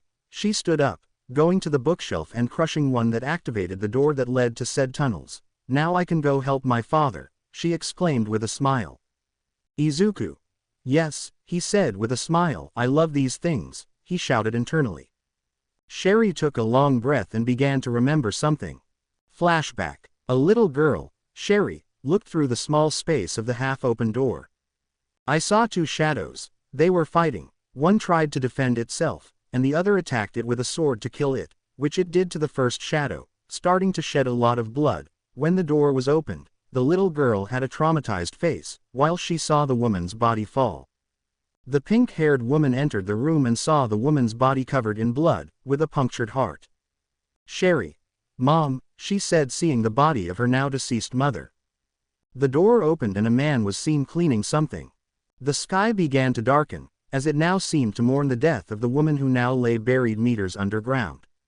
And her grave was viewed by Sherry, who was wearing a black outfit and a beret of the same color, all with a blank stare before her mother's grave. Lutheran approached the little girl with a black umbrella that matched his clothes and began to speak. Lutheran, the world has lost a great woman, he said sadly. Your mother was an exceptional researcher, he complimented the dead woman. But more than that, she was a dear friend. He covered Sherry from the heavy rain. If you don't mind, you can stay with me. The girl looked at him in surprise. End of flashback. Sherry. Father gave me as much love and affection as he would his own flesh and blood, even supporting the research my mother left behind. So, now it's my turn to help, she spoke to herself. Izuku. I hope your dad is okay, he said, illuminating her with the lamp he had. Sherry. Oh Izuku, thank you, really, thank you for everything, she said gratefully looking at Izuku, and grabbed the lamp. Izuku. I did almost nothing. I only helped you a little. There's nothing left I can help with, now it's all up to you, now go save the world, he said finishing with a smile. Sherry. I'll do my best, she said cheerfully, starting to walk down the stairs. Izuku, who watched her walk away, changed his smile to something serious, staring at the auditorium. Auditorium. C. Crimson. Where is he? Why's Rex taking so long? He said angrily, seeing that the boy still hadn't appeared. Hooded man. We haven't seen him or the guards, he informed his boss. President the boy spoke. Rose. Don't even think about it, she said, sensing what the boy was going to say. As we are now, we can't even block bullets, let alone swords, she explained. Besides, the dense magical energy emanating from him is in another league. I don't know if we could beat him, even if we had our magic back. But we can't just stand by and do nothing, he said frustrated. Rose. I know, she said. Exclamation mark. Bang. Sherry hugged her knees in fear as she watched the bats fly by. When they left, she got up and continued on her way. Sherry. I have to do it, she said motivating herself. Bang. Ag. A student was injured because two of the hooded men were playing with their weapons. Hey, it's target number 2. However, they are pathetic, they let these commoners play with them. They said with mockery and a big egocentric smile. Put pressure on the wound. They are a disgrace to the Dark Knights. Silence, shouted one of the hooded men at the commotion. The students who spoke to the president just looked scared. Chairwoman, President Rose. Rose. We can't, she refused. They'll kill us all, she warned. This is humiliating. Inside the helmet of that leading knight, an evil smile formed on the face of that mysterious man. Sherry, who had just emerged from those tunnels, crouched down to a place where she sat down, watching the horror her companions were going through. Bang, she just looked scared, but he noticed the knight who had taken an eye-shaped artifact from his cloak. Sherry. That's it, she sat down with her back turned and from her cloak she took out the artifact that she had activated with Izuku's help. She touched it and a small magic circle appeared. Father. She stood up. I'm coming. She threw the artifact that began to shine and in full flight its brightness became great, confusing the students present. Rose. What's that light? She asked. The eye of greed began to react to the light emanating from the discarded artifact. And the force field created by the first artifact began to fade. What happened? Rose, who was also confused, found the perfect moment and at high speed went towards a hooded man and killed him and snatched his sword. Chairwoman. Rose. Our magic has been restored. She was surrounded by a yellow aura. It's time to fight back, she urged, and the students followed her. Steal their swords. Road them. Secure an escape route. The students shouted and started fighting. Curse! Shouted one of the hooded men. See, Crimson. What are you doing? He wondered. Just kill them, he said calmly. Why yes. Obeying his order. Reinforcement. They are strong. Outnumber them. Junior students, get us swords. Even if they're just training ones. Rose. We haven't recovered the magic that was taken from us. She looked at the knight who was about to leave. Before I lose it. I must go after him. She tried to go towards him, but was interrupted by two hooded men who blocked her way. Is this the end? No, even if I die the others will continue without me, as I am carrying their great bravery. She remembered Izuku. Putting himself in a pose, she lowered her sword, and the hooded man was cut with extreme affinity. What was that? She remembered something. A smile appeared on his face and he stopped attacking.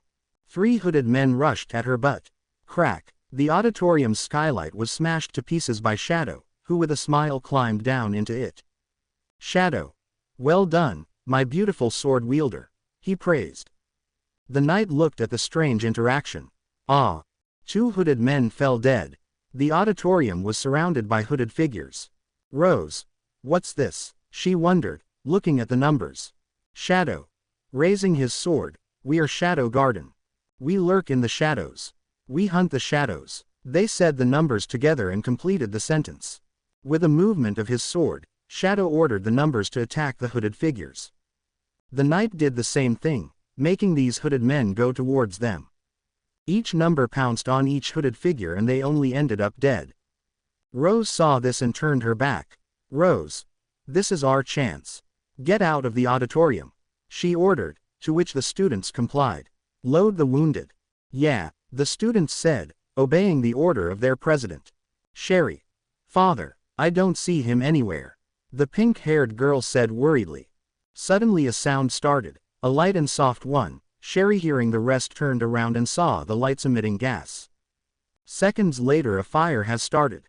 Fire. And it's spreading. Chairwoman. They called Rose, who was shocked to see such arson. Rose. Use the sword pressure to clear a path. She ordered her idea to be executed. Just get everyone out of here, she said, worried for the students, then covered herself from the heat. Ceiling. Gamma. Did they do this on their own territory? He asked calmly, seeing the fire. A bold move indeed. Number. Gamma-sama, the girl called. Gamma. Oh, what a disaster, he said, watching as the fire spread throughout the academy. Auditorium. Shadow was scanning from side to side looking for the Crimson Knight. And after looking around he noticed some stairs.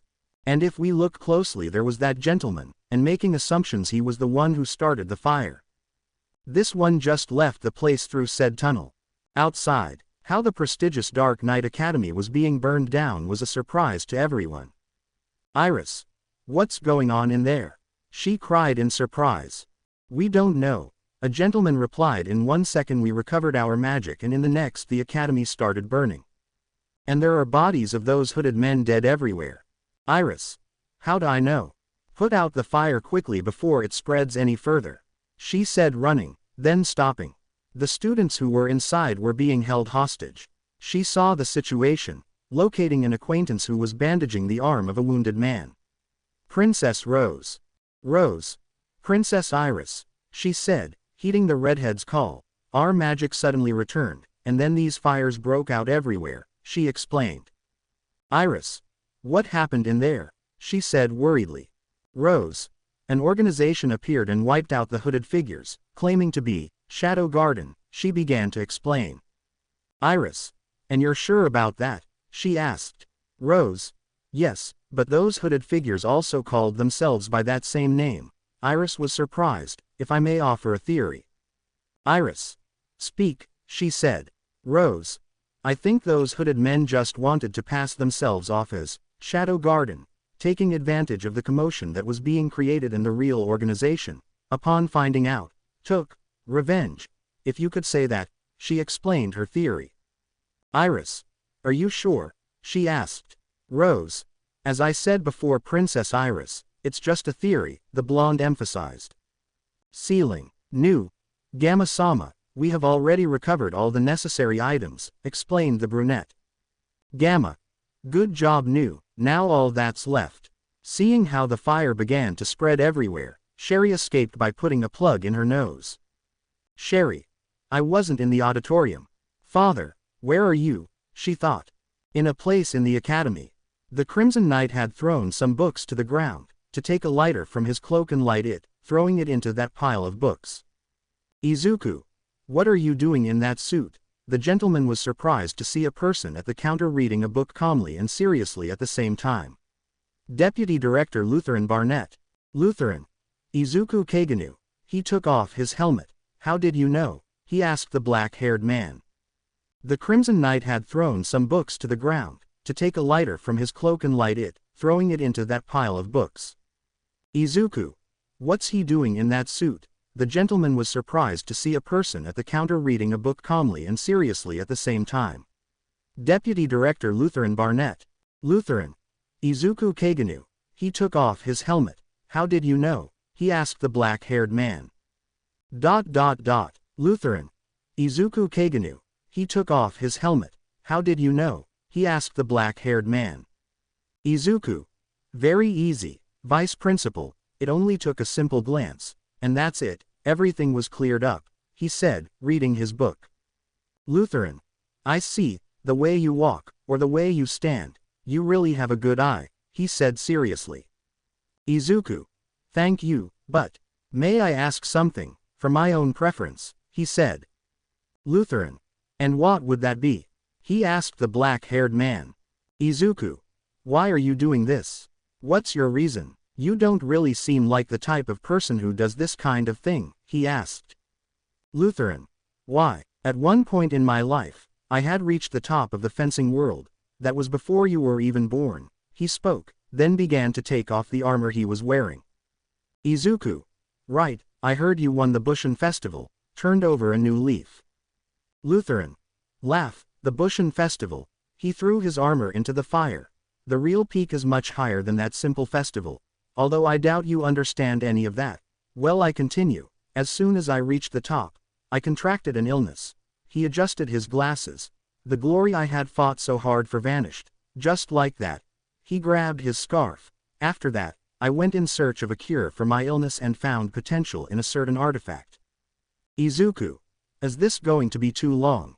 He asked, bored, while reading his book. Lutheran. A little, he replied. I knew a researcher. Sherry's mother, an unfortunate woman who was despised by the academic world for just being too intelligent. I funded her research and she immersed herself in it. We got along very well. So, I finally found myself face to face with the artifact I had been longing to find, but... Elsewhere, we can see how Sherry was near her father's office. Sherry. Please, I hope you're there. When he was as close as possible, he heard two people talking, recognizing the two as Izuku and his own father. Why are you doing this? What's your reason? You don't really seem like the type of person who does this kind of thing. Sherry. What are they talking about? She wondered. Office. That silly woman said the Eye of Greed was dangerous, of all things, and suggested handing it over to the government for safekeeping. I opened it, starting with its extremities, inwards until finally. I stabbed her in the heart and gave it a good twist. And for the best, Sherry never knew, never doubted. Sherry was just shocked to hear the truth about her mother's death. She was shocked and very sad. She trusted the one who claimed to be her father. It was the same one who killed her mother. She wanted to go in and confront him, but decided to stay and listen to what they were going to say. Lutheran. He just took over the investigation of his mother, not realizing that I was his mother's murderer. My dear, sweet, foolish daughter, he said. And, does that answer your question? Izuku. Yes, quite a bit. There's just one thing that bothers me, he said seriously. Lutheran. What's that? He asked, putting on his scarf. Izuku. Is it true that you used Sherry for your selfish reasons? He asked. Lutheran. Oh, of course it is, he said, grabbing his sword. Does that bother you? Izuku. Yeah, I think so. I'm not sure. I make a very clear distinction between what's important to me and what isn't. Because as people go through life, they collect more things that have value to them. They make friends, find a partner, get a job. But me, I've cut back on some things. And when I was done, all I had left was what I couldn't do without. And that's why I don't particularly care about what happens with everything else, only with some people. I am concerned for their health and care or what they are suffering. I already know the pain of losing someone. Lutheran. You mean you don't care what happens to the silly mother and daughter? He said in surprise. Izuku. So, well, his book started to burn. I think it's time to start. he said, standing up and throwing the book aside. If we take too long, someone will come to interrupt us. Lutheran. That's right, he said. Chin. A sound was heard as they both drew their swords. Lutheran. It's a shame, but it's time to say goodbye. Both stood face to face and in seconds disappeared due to their incredible speed. ... Sherry. They're going to fight, she said fearfully. ... Izuku flew out the window with 2 cuts on his chest, but something that distinguished him was a grim smile. Lutheran.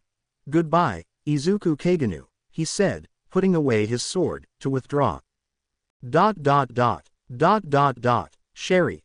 Izuku, she said, covering her mouth, but when she looked closely, who is that? She said, surprised and with a few tears. ... Shadow. Where do you think you're going? He said seriously. Lutheran. Surprised. You. Shadow. He turned around at high speed. Like you, I am a man who has lived with and from the sword. I can notice when I come face to face with an opponent, including the fact that I am currently at a disadvantage, he said angrily. Sorry. Taking an object out of his pocket. But I'm not going to waste time going with everything I have. He showed the artifact in his hand. Look at the power when the Eye of Greed combines with its control unit, proving its true worth. The artifact integrated with its base, forming one, releasing some rays. Like this. Those rays went towards Lutheran, releasing a red aura, and Shadow didn't even flinch. It's time for my rebirth. The artifact merged with Lutheran's body and was placed in his chest. Lutheran. Magnificent. Truly magnificent. With a smile. My strength is returning and my illness is being cured. You can feel it, can't you? Feel the magical energy going wild, he said to Shadow, power beyond any human. I'll test it on you first, he said, pulling out his sword, well blocked.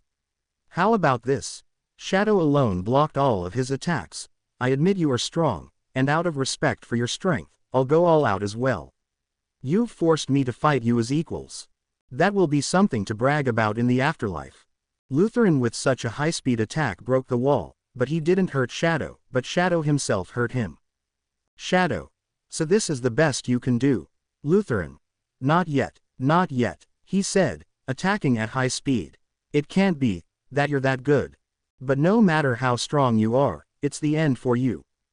I've made arrangements to make sure you take the blame for everything that's happened. I've prepared the evidence, the witness statements, everything. Now they will be branded as traitors and the whole world will persecute them. No amount of strength will save you now. He said it all with a big smile. Shadow. That, with a grim smile, that's very funny of you. Lutheran. What? He said in surprise. Shadow. You think something small like that would mean the end? You're funny. My organization has never walked the path of justice, but we don't walk the path of evil either. We're only going our own way. A path we forged from the shadows, but if you can do that, go ahead. Blame me for all the crimes in the whole world. I'll gladly accept, but I warn you, it won't change anything. Even so, we'll do what we must.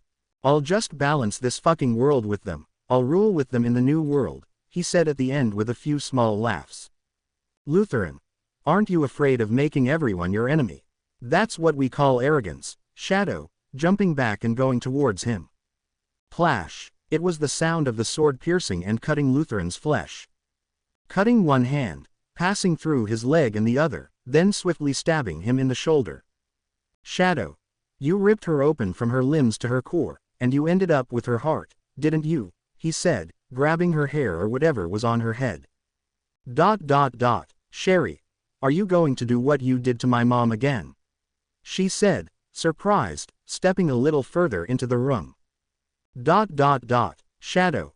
Let's avenge her, in a fair way, he said, increasing his smile, and giving him a final stab, and repeating the same action that the old man said. The Eye of Greed shattered and all its power was released, causing some damage. Lutheran.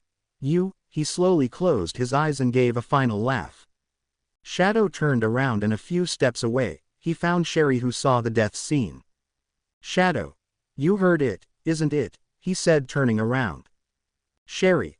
I never thought he could have done that, she spoke. Shadow. Now that you know the truth, what will you do? He asked. Sherry. I don't know. Shadow. Join my organization. I'm sure you'll be very helpful, said the proposal. Sherry. No, I'm sorry Shadow-san, but I decline. Shadow. I understand. Goodbye. He jumped being seen by the pink-haired girl. Sherry. Why did you do that? She said angrily, looking at Lutheran's body. Mitsugoshi. Gamma.